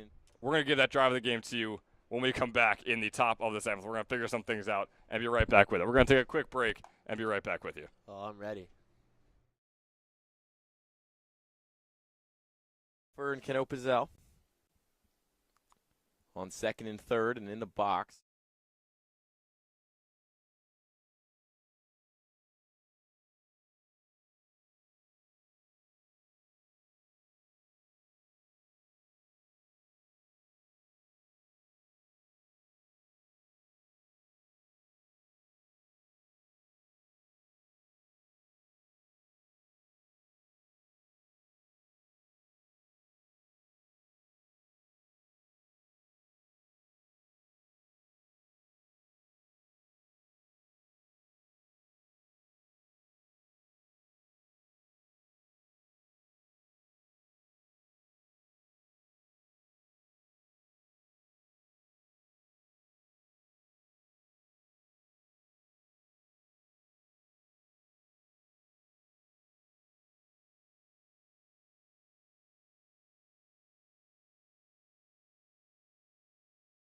For and Cano Pizzell.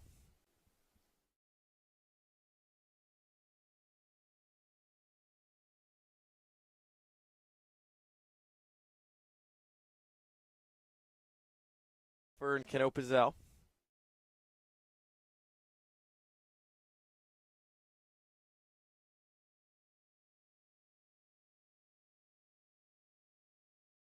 For and Cano Pizzell.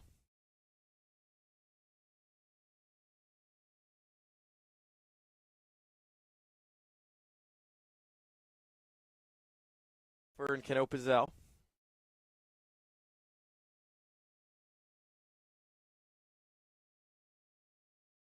For and Cano Pizzell.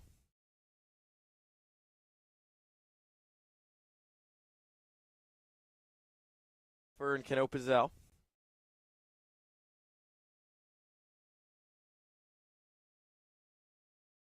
For and Cano Pizzell.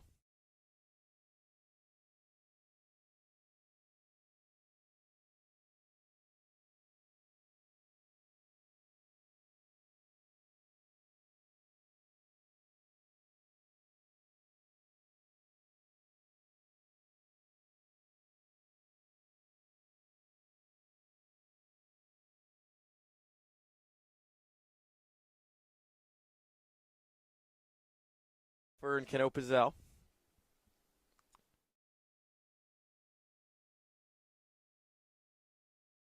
For and Cano Pizzell. On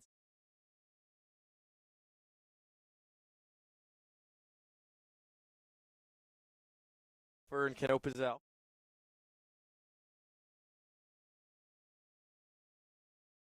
For and Cano Pizzell.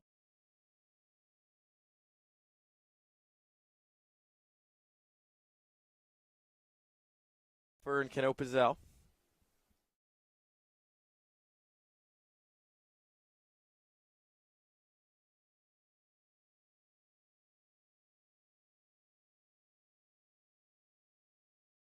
For and Cano Pizzell.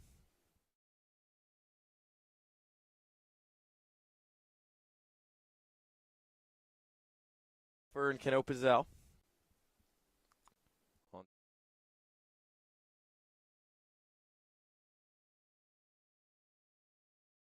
For and Cano Pizzell.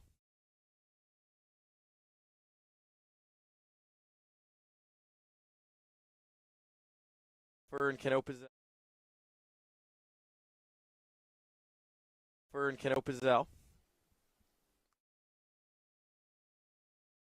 For and Cano Pizzell. For and Cano Pizzell.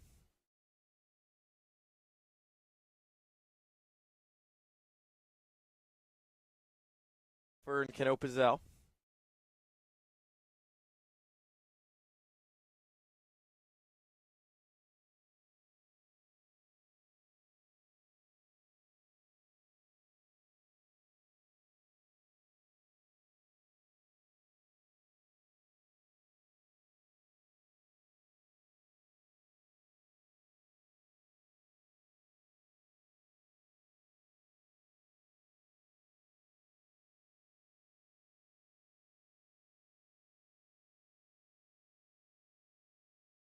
For and Cano Pizzell. For and Cano Pizzell. On second and third and in the box. Trying to do some damage here. and their damage has been done. That ball is carrying. It's still carrying, and it's out of the park. Taking the lead in Kalingo with a 3-run shot off of the wooden bat and in.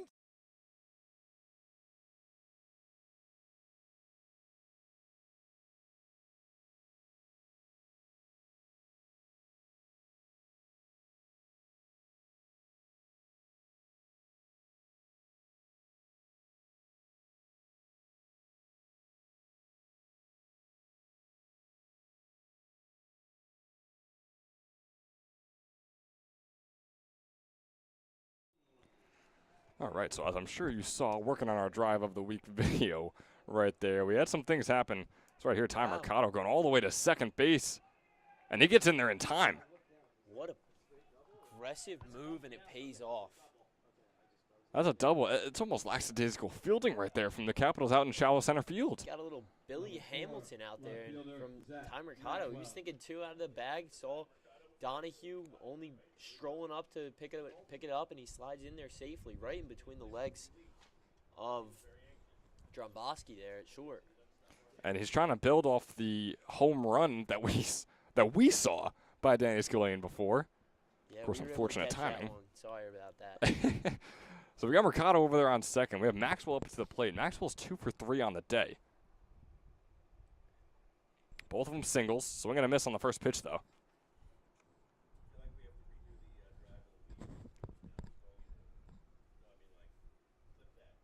With that hit as well from Mercado right there, Bethea is the only starter without a hit in today's game, and now Schenk, his replacement, is hitless as well.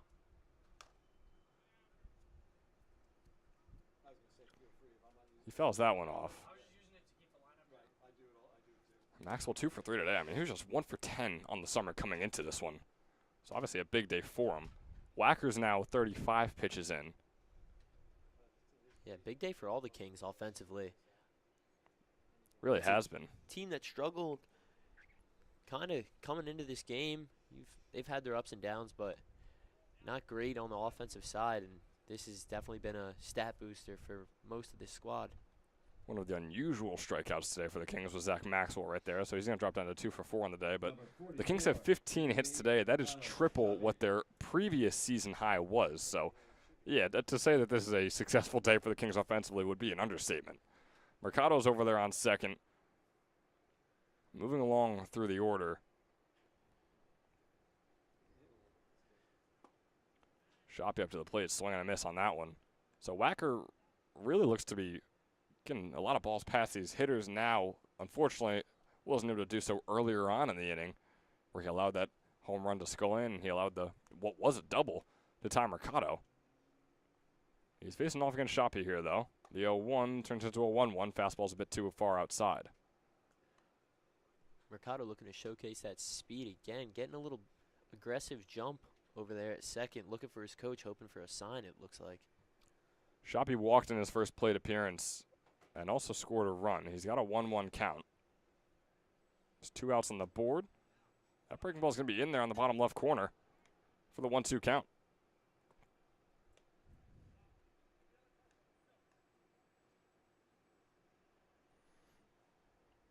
Some interesting claps right there by the Kings head coach. Wonder if that's going to tip off the base runner.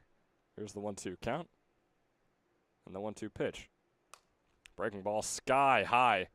No one's going to be able to grab that one. Foul ball.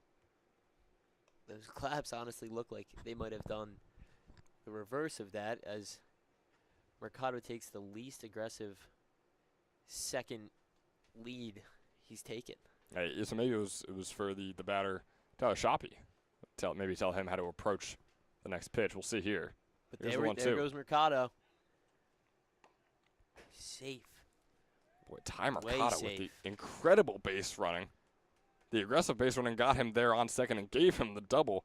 And right there, it gets him this stolen third base. Yeah, he was ready for it. So it's a 2-2 count here for Shoppy. Still 2 outs on the board.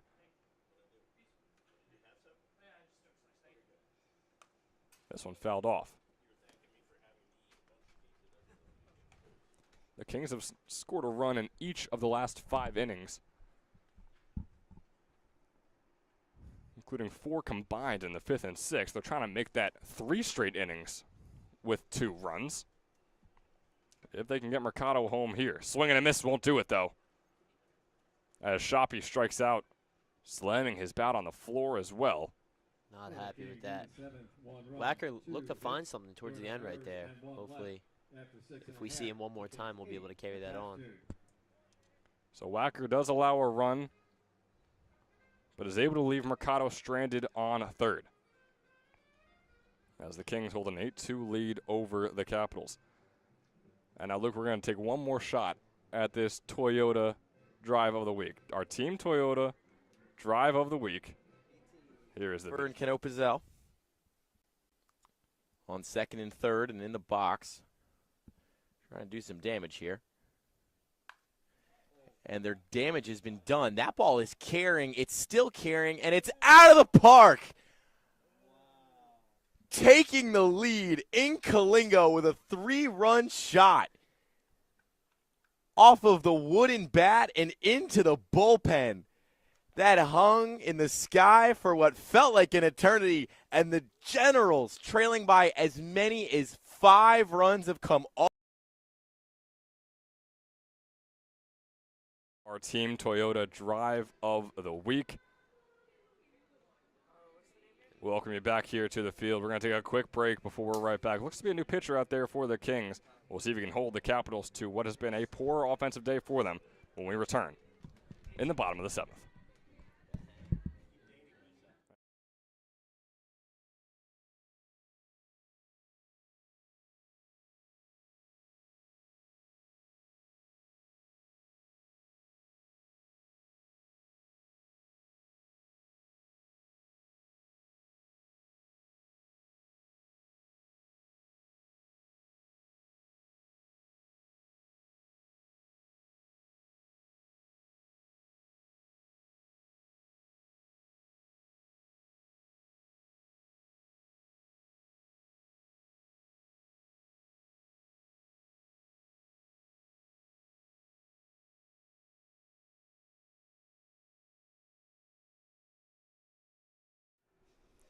So we welcome you back here in the bottom of the 7th on the mound. This one's going to be grounded over to Scullion. Scullion making the diving grab and making the tag at first, gets his foot on the base.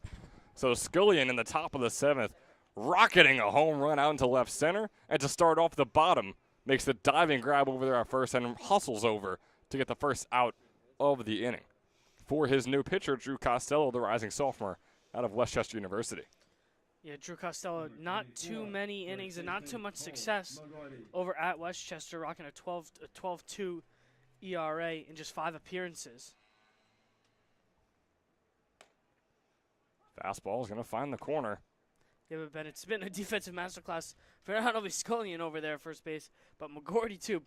Every single first baseman on defense today has been absolutely spectacular. And we see McGordy up at the plate right now with the bat in his hand. He's got a 1-1 count after that one's outside. And, yeah, the first baseman, I mean, McGordy has done it more consistently and for a longer period of time in this game. But, boy, that was a great play by Scullion. And I think he can make up for his maybe not spectacular plays that he never even got the chance to make earlier with that home run that, of course, he hit just a few minutes ago. It's a 2-1 count here for McGordy. We'll say from Costello, in his 5 appearances, only walking 2 batters. So locating the fastball did not seem to be his issue in college, as he still is able to fall behind here at a 3-1 count. Yeah, he does have the 3-1 count, so maybe don't speak too soon on that. Not trying to announcer's jinx here, but you never know. Just got to point out what's on the paper, Ben. And that fastball is going to be high, so there is that walk. And Drew Costello has pitched 3 innings so far this summer across 2 different games. On June 1st, he faced the Mammoths and threw 1 inning, and faced the Mammoths again on the 4th and through 2 innings. He allowed 5 hits and 3 earned runs in those 2 appearances, along with 3 walks and 2 strikeouts. It all comes out to a 7.0 ERA. Again, just 3 innings pitched, so not the biggest sample size. We mentioned his Westchester stats before as well. Again, his first season in college ball as a pitcher, so give him some leeway there, but see if he could build up his game in the ECCBL here this summer. McGordy is over there on second. Dromboski up at the plate. Flies that one out into left field. Maxwell is chasing it down along the line, and he makes the grab for out number 1. McGordy will stay put. And rather, that's going to be out number 2. Excuse me. Forgot about that Scullion play. How could I forget about that Danny Scullion play over there on first? So the second out is now on the board as Braden Drabowski flies out, and it brings up the center fielder, Jake Knapp. Yeah, Ben, going back to Costello, kind of similar numbers in his ECCBL start. Only 3 2/3 innings pitched in his freshman year at Westchester, as we mentioned, rocking that 12-2. So hopefully trying to knock down the ERA number in the ECCBL a little bit. Just keep progressing. As we mentioned, we've talked about it so many times in the year. Yeah. Those first-year freshmen, they struggle, especially the ones at that high D2, D1 level. Right. Yeah, again, it's a huge jump over the competition that you face in high school. Again, like I said before, it doesn't matter what high school you go to. Obviously, there's better high school and better conferences out there that could prepare you more, but really that jump is always going to be a I don't want to say rough one, because some guys are able to make the transition pretty easily. As Jake Knapp swings and misses there for the 2-1 count. But it's something that everyone has to get used to, right? No matter how well you're able to do so in your freshman season. And that's kind of what we saw from Drew Costello, the lefty pitcher, on the mound right now for the Kings. Breaking ball, going to find the outside corner right there to bring up a 2-2 count on Knapp. And Knapp 0 for 2 today, like a lot of this Caps lineup. Still struggling to just get something across. Only 1 hit in total for the Trenton Capitals today compared to the Kings 15. It's been a tale of 2 stories today. It's just his 3rd at-bat of the day. Meanwhile, there's the majority of the Kings lineup that has already had all 4 of their at-bats. And counting, of course, only here in the bottom of the 7th. 3-2 count, full count pitch, 2 outs, no one on. Or rather, McGordy on, and McGordy was racing over to second. But the breaking ball finds the bottom left corner for the strikeout. Drew Costello, not too shabby in his first inning of work, just 13 pitches. Gets all 3 outs, allows just 1 on in the form of Cole McGordy. But regardless, the Kings defense remains stout all the way through 7. Heading into the top of the 8th, they're back up to the plate looking to keep their streak going. At least 1 run in every single inning since the 3rd. Only 1 inning they have not scored a run, and that was the top of the 2nd. They hope to not repeat that when we come back in the 8th.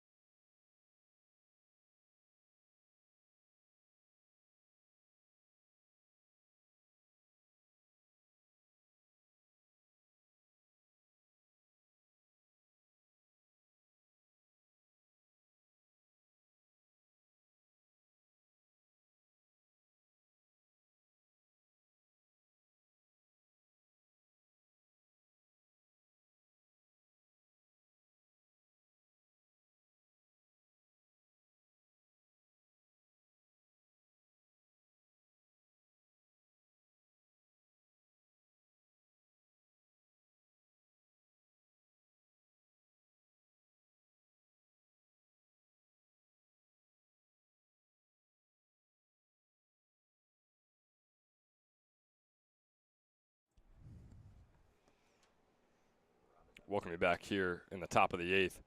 Jordan Raba, the lefty hitter, up for the Kings, nearly taking a hit by pitch on the very first pitch of the game for Corey Reibel out of Elizabethtown. Just wrapped up his freshman season there, Jock. Yeah, and he had a pretty impressive one at that 15 innings pitch, rocking a 4.2 ERA.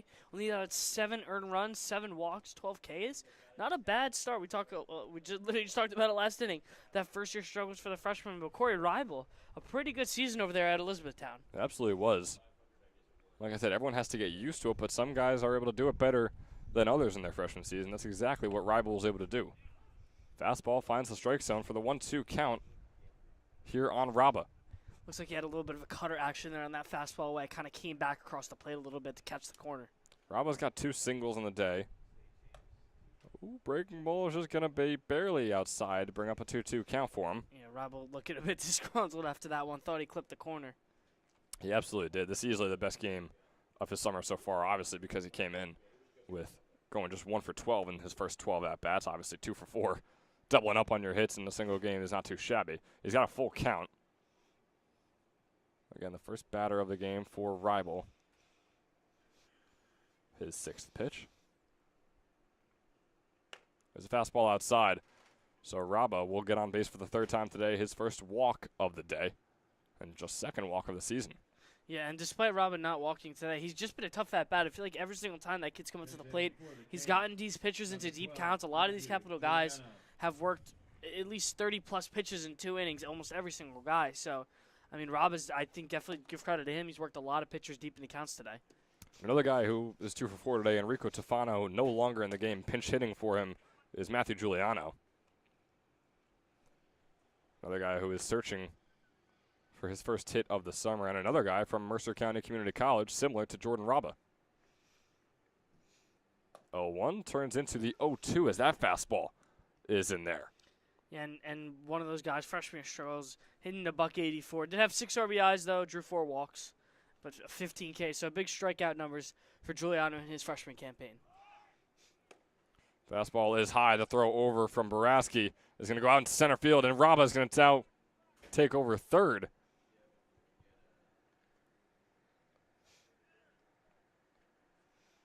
Looking to figure out the call here. And Raba's going to be called out. Wow. Yeah, they're going to call catcher's interference at the plate. It is going to be interference on Giuliano, it seems. Yeah, at the plate. So it's going to be 2 outs and 1. Correct. It's going to be a strike him out, throw him out, essentially. But obviously, but Giuliano getting in the way, causing the batter's interference. So big for Corey Ribel in this Capitals defense, a Capitals defense that has had the struggles. Getting a nice double play, if you will, right there is not a bad way to start off the 8th. No, if you're Corey Ribel, I mean, that's a great way to start. Why not? Just clears the bases for you, 2 dead. Now you just got to go after this hitter. I mean, it's a dangerous hitter at that. Yeah, Eric Hartman has been on fire so far today. Sort of slow-mo coming around with the bat right there. The big man out of Ryder. Checked himself, but knew it wasn't in time, so he just came all the way around in sloth mode. He's got a 1-1 count. Fouls that one off, bring up a 1-2. Hartman taking a big hack at that fastball, and he is no stranger to home runs. Hit 3 bombs just this year at his junior year at Ryder. He's 6 for 13 on the summer. Came in 4 for 9. Got a 1-2 count. Grounds this one over to Dromboski. Dromboski struggles with it, makes the quick throw over to first. Not in time. The throw is off as well. So an easy error to call on the shortstop, Braden Dromboski there, whether you want to call it on him fumbling the ball over there at shortstop or the throw. Either way. And he's 6 right there for Drombo. That's a base running error by Eric Hartman. I mean, if he takes that hard turn in, not saying he could have got to second easily, but I think he could have definitely at least made an attempt. That throw took the first baseman all the way up the line. McGordy couldn't get there, I'd say, as quick enough as you wanted to. So I think if Hartman looks in, he's at second base instead of first right now. Yeah, I do believe it was a smart play by Hartman. Only stole 4 bases in his entire junior season for Ryder, and with how Dromboski was able to quickly get that one off, it would have been close if it was on target. Mm-hmm. So I do think Hartman made the right choice. But, yeah, I mean, you are correct. Yeah, he didn't even look in down the line. That's what I was saying. He didn't even give it a look. He was looking straight down, running straight. Right. So we have Andrew Pedrick now up at the plate. Guy out of Hartford Community College just wrapped up his freshman season. He's 1 for 3 today, and is 4 for 15 on the summer. He's got a 0-2 count after that foul ball. Big chopper. Dromboski looking to get himself back out there and making another good play. Braden Dromboski recovering from the error. Capitals don't allow a single run for just the 2nd time today. First time since the 2nd inning. The Capitals hold the Kings scoreless in an inning as we head into the bottom of the 8th. The Capitals have just 6 more outs to work with before this one's all done and dusted, and the Kings can get their 3rd win of the summer. But before that happens, We move on to the bottom of the 8th, where the Capitals hope to change that script when we come back. Hi, my name is Dr. Philip Glassner. I'm a hip and knee replacement specialist at Mid-Jersey Orthopedics. We're a multi-specialty orthopedic practice with offices in Flemington, Bridgewater, and Washington, New Jersey. We have 18 fellowship-trained specialists to take care of you from your neck down to your toes. We offer conservative management such as bracing, therapy, and injections through surgical interventions as well. Our goal is to keep you active and healthy and get you back in the game. We also offer on-site digital X-ray as well as MRI. We have evening and Saturday morning office hours to assist with convenient appointment times, as well as having walk-in appointments available. Call us or visit our website at midjerseyorthopedics.com so we can help you to live life better.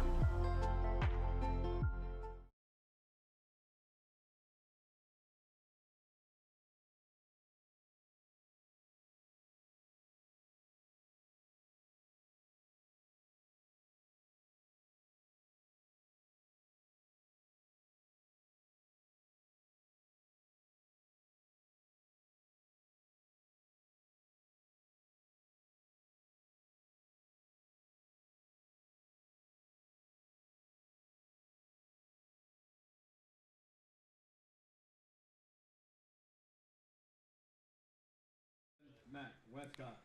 Welcome back here, bottom of the 8th. Matt Westcott, the lefty hitter, up at the plate for the Capitals. Takes the first pitch as a fastball in the bottom left corner for strike number 1. Costello getting ready for his second inning of work. Pretty efficient one at that in his first frame of work, throwing up that 0. Absolutely was. Breaking ball. Oh, boy, it was a pretty one. But not quite in there enough. It's going to bring up a 1-1 count. Not too sure where that one could have missed anymore. It looked center cut from right here. Probably missed a little bit down. Fastball. That one won't be in there as well. Westcott stopped himself, and correctly so. He's got a 2-1 count.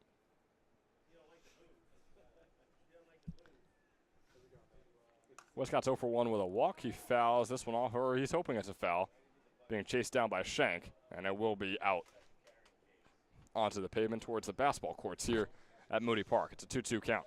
Yeah, Westcott's been very, very disciplined. Took those first 2 pitches, or excuse me, after the first pitch, the next 2 were very, very borderline. He's been patient with his approach so far. That breaking ball is going to be too low. Bring up a full count here in the first batter of the bottom of the 8th for Drew Costello. Mentioned before, guys only pitched 3 innings, but allowed those 5 hits and 3 earned runs. So much improvement in that last inning, as this one is going to be pieced out into center field right as I'm complimenting him. He allows the hit as Matt Westcott gets himself over onto first base. For just the second time this summer, he's now 2 for 8. You gotta stop being the jinx, Ben. I mean, this is getting ridiculous the past couple of days. Sounded like it was, yeah, right? I mean, you compliment Drew Costello, and not even 3 seconds later, he's allowing a hit right up the middle line. Moving on through the order, Eddie Ipolina is back up at the plate. He's 0 for 2 with a strikeout. Takes that first fastball high for ball 1. Napolina's 3 for 14 with 5 strikeouts on the summer. So something that he mildly struggles with. We've seen others struggle more. He's got a 1-0 count, swung on. That one popped up sky high, being chased down by both Scullion and Longo, but looks like it's going to go foul, and the at-bat will continue. And to be fair, Ben, Eddie Apolino, not a stranger to the strikeouts. In his 11 plate appearances as a sophomore, Fairleigh Dickinson, 6 of his 11 at-bats resulted in a strikeout. So you can tell Eddie Apolino, he definitely has the pop that you need for a big power hitter, but he is prone to the strikeouts a good amount. And most often swings and misses as well. He's got 4 strikeouts so far this summer, or 5 rather, and there's only 1 of them where he was caught looking. He's got a 1-1 count, now a 2-1. Yeah, 2-1. That fastball just buckled him in.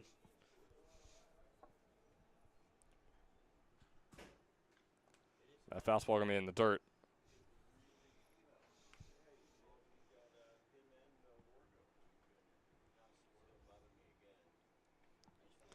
It'll be a 2-1 count here for Apolina. By the way, nice block there by the by the new substitute Longo behind the plate.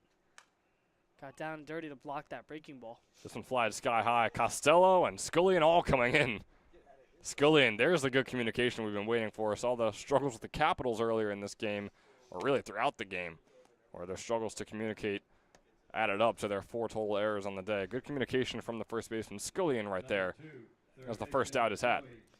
I mean, listen, Ben, definitely very similar stories defensively. I mean, 4 errors for the Caps, 3 for the Kings, excuse me.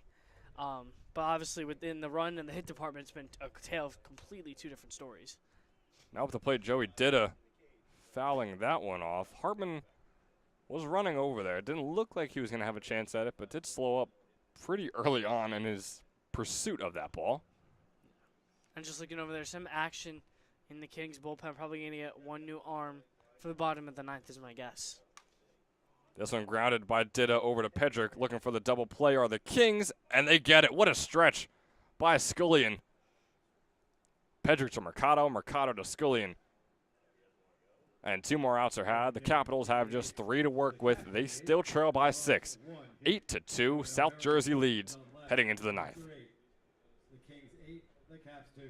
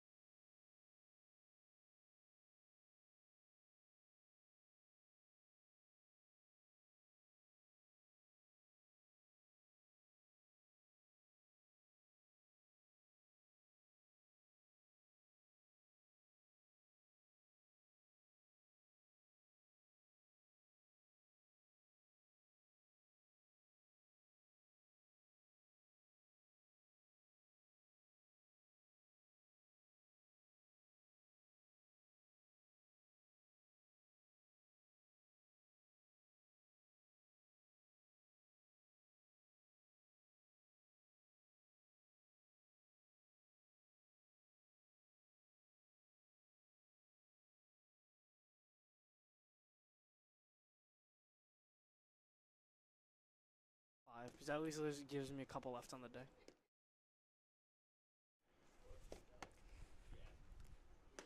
Coming back here, starting off the 9th inning of work. Some insurance runs are on the board here for the South Jersey Kings. Andrew Shank up at the plate for them. His 3rd at bat of the day. It's grounded out and flown out. He's got a 1-1 count.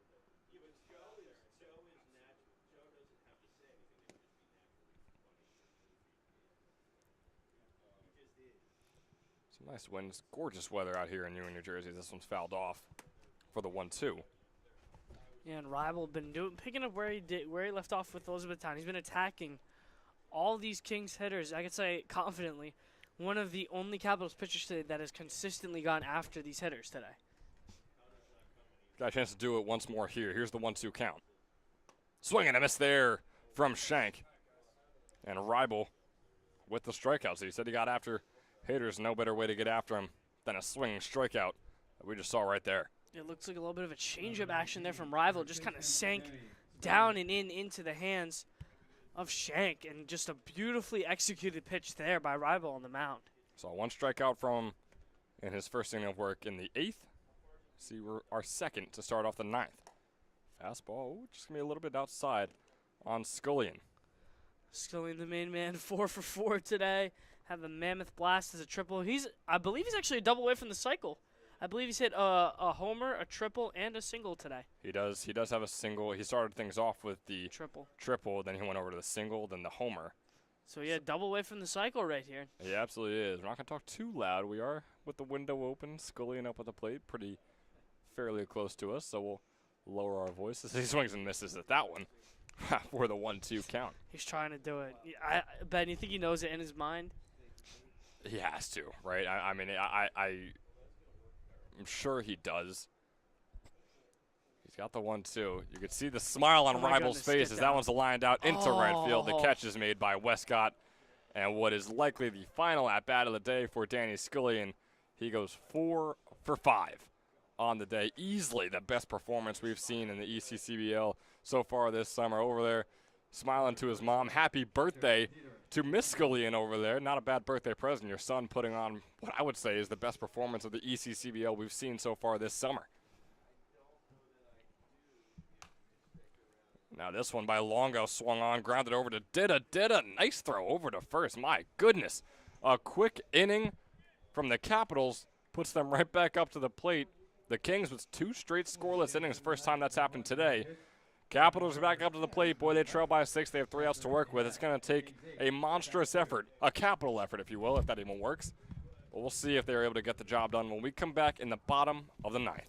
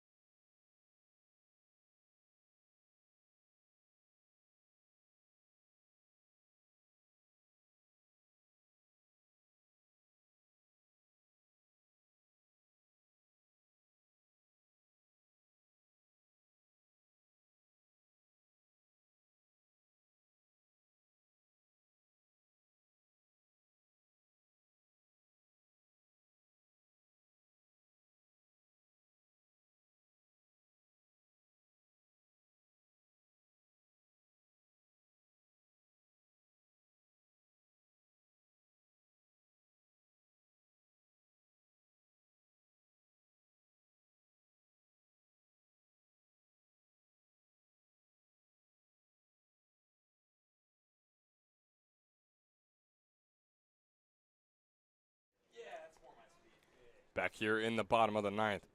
New pitcher trying to close things out for the Kings. Chris Wolf dropped up his freshman season at Florida Tech. So one of the furthest distances traveled by our ECCBL players this summer. He's from Sicklerville, New Jersey, so obviously closer by than Florida Tech would be. But still, yeah, it looks to be the furthest a player has to travel for their college commute of all players here in the ECCBL.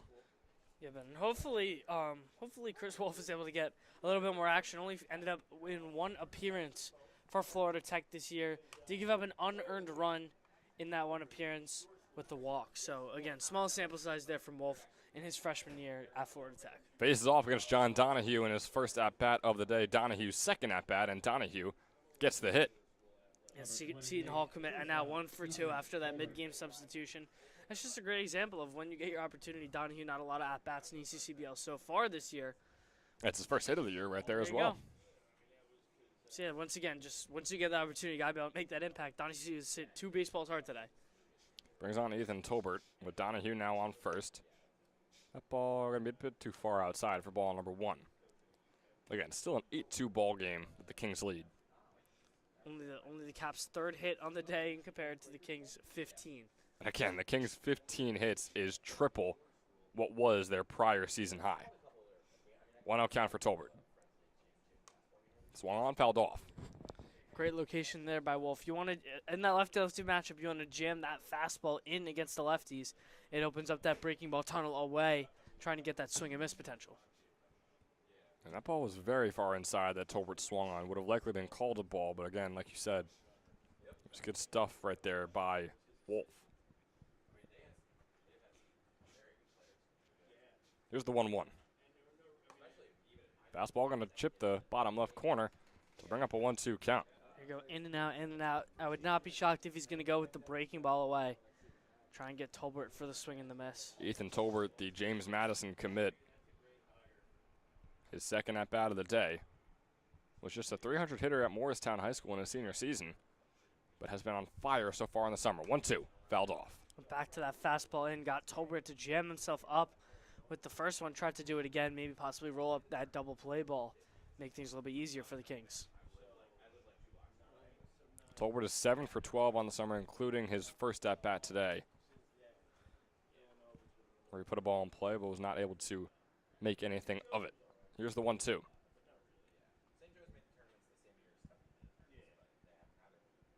Wolf taking his time, eyeing down Donahue, and another foul ball from Ethan Tolbert. We'll say Wolf has been all around the zone so far. Has not thrown one ball so far today. He's another one of those Kings pitchers that today, the Kings staff has done a really good job. I'll give them credit, Ben. All of them have attacked the hitters really, really well. Oh, of course. I mean, you have 2 runs on the board, and your team has 3 errors to their name as well, as that one would be fouled off again if no one's able to chase it down. Can Schenk do so? No, that is way far over the fence. And the at-bat will continue for Ethan Tolbert. I mean, great battles so far between these two. These two lefties, neither one of them wants to get out. Obviously, Tolbert knows their backs are against the wall right here with the Cats. Only 3 outs to play with. Absolutely are. Tolbert's battle continues. Some new balls there for the home plate umpire. Wind dying down here at Moody Park. Still, like we mentioned before, a gorgeous day in Ewing, New Jersey.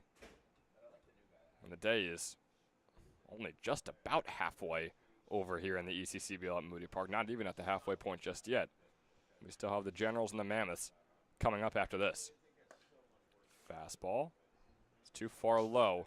It brings up a 2-2 count. Tried to be able to do a little bit too much. Missed it low. Trying to get on top of it a little bit too much. Trying to let it eat. 2-2 pitch coming up here from Wolf.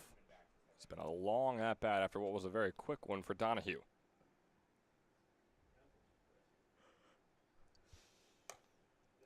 That fastball once again going to be outside. Boy, he's getting close with these pitches, but not close enough. Full count coming up here for Ethan Tolbert. You can say that was a squeeze a little bit. I thought that one was good enough for the strike 3 call, especially with the way that at-bat's going. I feel like if you're Tolbert, that's an extremely tough pitch to lay off of. The 9th pitch of the at-bat, the full count pitch here from Wolf. Eyeing down Donahue. Here's the offering. And all that just for the walk. 1-2 turns into a 4-2, and 2 runners are on here for the Trenton Capitals. You see Wolf visibly frustrated after the at-bat. And again, that was a really tough at-bat for him. He got squeezed on a couple pitches on the outside corner. So Wolf having to battle a little bit of adversity here. We're going to get a mound visit here for the Kings. Tyler Brasky is up at the plate. He's 0 for 2 with a walk. So Wolf still just getting himself adjusted, it seems, to the play. This is already his 3rd game in the ECCBL. He's pitched 7 innings, in which he allowed 6 hits, but not a single earned run. He struck out 5 batters, only walked 1. He was incredible in those 2 games. Not exactly the greatest start here. No runs on the board just yet to his name, but he'll have to come back pretty quickly, starting with Tyler Brasky. Yeah, and if I'm Chris Wolf, Ben, you just got to go after this guy. Brasky being 0 for 2 on the day, you want to just punch him all down. Just got to keep going at it. First pitch to him is going to be a fastball too low for the 1-0 count. I feel like he's just trying to do a little bit too much now, Ben. He kind of had that location going. Obviously, give up the hit to Donahue, but especially the first couple at-bats, or first couple pitches of that at-bat against Tolbert, located the fastball well. Feels like he's just trying to do a little bit too much right now with it. Yeah, the smaller strike zone might have got to his head where he thought some of these pitches were and should have been in there for a strike, and they weren't called a strike, so now he's really trying to switch up his game, and I think he was absolutely right with the way he's pitching now. He's got a 2-0 count against Brasky. Yeah, he's trying to dig a deeper hole by the mound, trying to do all the pitcher tricks, just trying to get something going, some kind of mojo for Chris Wolf on the mound. 2-0. Looks to be fouled off, and it just barely will be along the right field line. Hartman was nowhere near getting there in time. But regardless, it'll be a foul ball. And a 2-1 count. And I will say, oddly today, I feel like all the foul balls, I guess just because of the heavy lefty line, I just feel like everything's been going towards those basketball courts. Nothing towards the cars today. No broken lights either, so that's a good thing. Yeah, you talked about announcer jinx before. Boy, oh boy, if there was ever a time for it. Sounds like a ball is headed straight for your car. I really Giacomo, hope not. after you say that. Here's the 2-1 pitch coming up here by Wolf. He's already 15 pitches in. 2-1's going to be inside, bring up a 3-1 count. If someone's car gets hit with the next foul ball, I promise I'm not paying the money. I'll tell you that. Not my fault, guys. We'll see if that holds up in court. Announcer jinx is not a reason to be sued, per Giacomo Imperiale. Yeah, I think I'm in the clear. 3-1 pitch. Fastball, flat out into left center. Raba chasing it down, making the grab, holding the runners. The throw bounces, takes a moody bounce on his way over to Ty Mercado at second base. They're both going to have to stay. Donahue stays at second. Tolbert stays on first. Boy, Donahue shouldn't have made it back in time if that ball didn't bounce the way it did, but it did. So there still is only one out on the board. Runners stay on first and second. Yeah, you mentioned the moody bounce. I mean, Mercado was desperately trying to stay on that bag like a first baseman. Knew he had a chance to double him up, but took that awkward bounce, and it skipped over a little bit to the left, just out of the reach of Mercado. Don't often see those moody bounces on throws. That might have been one of the first I've ever seen. As that fastball's going to be outside for ball number 1. Jaden Shin is up at the plate, the lefty hitter out of Cornell. Wrapped up his freshman season. We mentioned has not seen much playing time in that freshman season. So looking for some more this summer. He's 0 for 2 today. 1-0. Fastball, that's going to be in there for strike 1. And that's what you just need to see more of, Chris Wolf. Forget that's a middle fastball. Can't throw it every single pitch. But just keep it right around there. You also have a 6-run lead. You'll trade 2 runs right now for 2 outs. Absolutely. I mean, you could trade 5 runs for 2 outs if you really needed to. You hope that's not the case, but still just trying to get out of here are the Kings. Oh, that breaking ball. Boy, Shin was reaching for it a little bit, was waiting for it. Never really put the bat around, though. It's a 2-1 count for him. Left it too far out. Didn't start it and that lefty-lefty. You gotta, if you're going lefty-lefty with the breaking ball, got to start it at the hip, so it's going to hit that middle away corner. Started it down the middle, skipped too far out. 2-1 pitch, fastball, fouled off. I'll bring up the 2-2 count for number 22. I have a feeling this is going to be the front door breaking ball right here, Ben. We'll see if Shin's able to handle it, if it is so.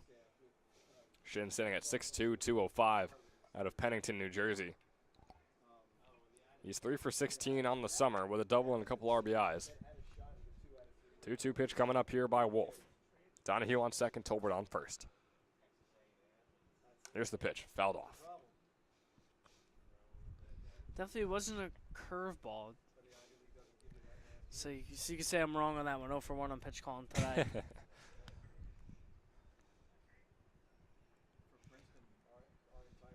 It's a talent. It's an art learned over time, I figured out, and an art that I will probably never learn, as this breaking ball, once again, going to be fouled off by a Shin. Well, there's the pitch I thought he was going to go before, but I guess it was just one pitch too early, jumping on the tunnel. Sounds like it. The 2-2 count remains. Boy, Wolf has seen some long at-bats so far. He had a very long one against Tolbert, 9 pitches. He's reaching that double-digit mark soon here with Shin. 2-2 pitch, swung on. Will it be fouled off again? It absolutely will be. You mention it. Wolf, despite only being here for 1 inning, almost at the 25-pitch mark already in his mere 1 inning work. He's only recorded 1 out. His 8th pitch of the at-bat is going to be coming up here. But also for a guy where it's his only inning of work, maybe you could just say he's getting his money's worth. Right, he made the drive out here. He made the drive all the way out here. So why not head out? I mean, he's from Mullica Hill, New Jersey. Not exactly a short car ride. Came all the way back from college where you're going out in Florida. So you got 1 inning of work. Make the most of it. Shin grounds this one. Scullion having some trouble with it. Runners are all going to get on. And that would have been a tough play for Scullion. I mean, that would have continued the absolute historic streak of defensive first baseman play that we've had. But yeah, the error by Scullion right there. Actually, it's going to be called a hit. So Jaden Shin, I mean, that was an impossible one for Scullion to get. If he made that play, it would have just added on to what has been an impeccable day. And even if he made it, I don't know if Wolf's beaten into the bag in time. That's true, exactly. Boy, that would have just been the cherry on top to what Scullion is currently building for his mom's birthday. You could say that's what he's all doing it for. Hey, Mom, remember that incredible game you were able to see on your birthday? I did that just for you. So here's a card, and maybe that's it. But we'll see. We got a 1-0 count here for Cole McGorty. McGorty's 0 for 2 today. Talk about first basemen that have been incredible over there on first base as he takes that pitch for a strike 1-1. McGorty made some spectacular plays around the midpoint of this game. I mean, it was really the first inning. He had, I think it was 2 unbelievable defensive plays in the first inning alone, and then he had 1 in the second. He's had a hat trick today over there at first base. That's definitely a term for it. Here's the 2-1 pitch coming up soon. There's bases loaded. Still, McGorty, even if he gets on, he would be the run that only makes this an 8-6 ball game. So a sizable lead for the Capitals to try and come back from here. A 2 pitch is going to be a fastball way inside to bring up a 3-1 count. And once again, we mentioned Chris Wolf just trying to do too much with the fastball. Throw it right down the middle right now. That's your best bet, especially in the Woodbat League. Some of these guys are going to make themselves get out. This is the point in the game where you just need to attack hitters and say sayonara, see you later, to wrap this thing up. That is definitely the plan on that 3-1 pitch. Big hack there from McGorty. Nothing to it. Brings up a full count. There you go. Nothing special. Just throw that fastball. Wolf is nearing 30 pitches. His one and only inning of work today. These batters have definitely made him work for each and every out as he gets that one right there, the second out here in the bottom of the ninth. Cole McGorty now falling to 0 for 3 on the day. Really, really hard and fast fastball right there from Wolf. Like, I'm assuming for the batter's perspective, looked like it had a little bit of a rise. The Chris Wolf went lefty, kind of had that up and away tail just sailing up. Really nice executed pitch. This one from Braden Dromboski, grounder over to Scullion. And who else but Danny Scullion to make the final out of the game. He is our Toyota player of the game as well because, of course, I mean, the home run, the triple, a couple of singles. Have to give that one to him. Made a couple of great plays over there on first as well. And despite loading up the bases, Chris Wolf doesn't allow a single run to come home. He still has no earned runs on the summer through 8 innings pitched. Not too shabby for the man out of Florida Tech. The South Jersey Kings with a big one. 8-2 win over the Trenton Capitals. The Kings improved to 3-4 on the summer, while the Capitals fall to 3-4, and they are now tied in the ECCBL Southern Division. For Luke Anderson, who you heard earlier, Giacomo Imperiali on with me right now. This has been Ben Chadwick. Thank you so much for watching game number 1 of this Wednesday night doubleheader here at Moody Park. Be sure to tune in approximately 30 to 40 minutes for the Generals and the Mammoths facing off when we come back. But for now, like you said, Giacomo, sayonara here from Moody Park.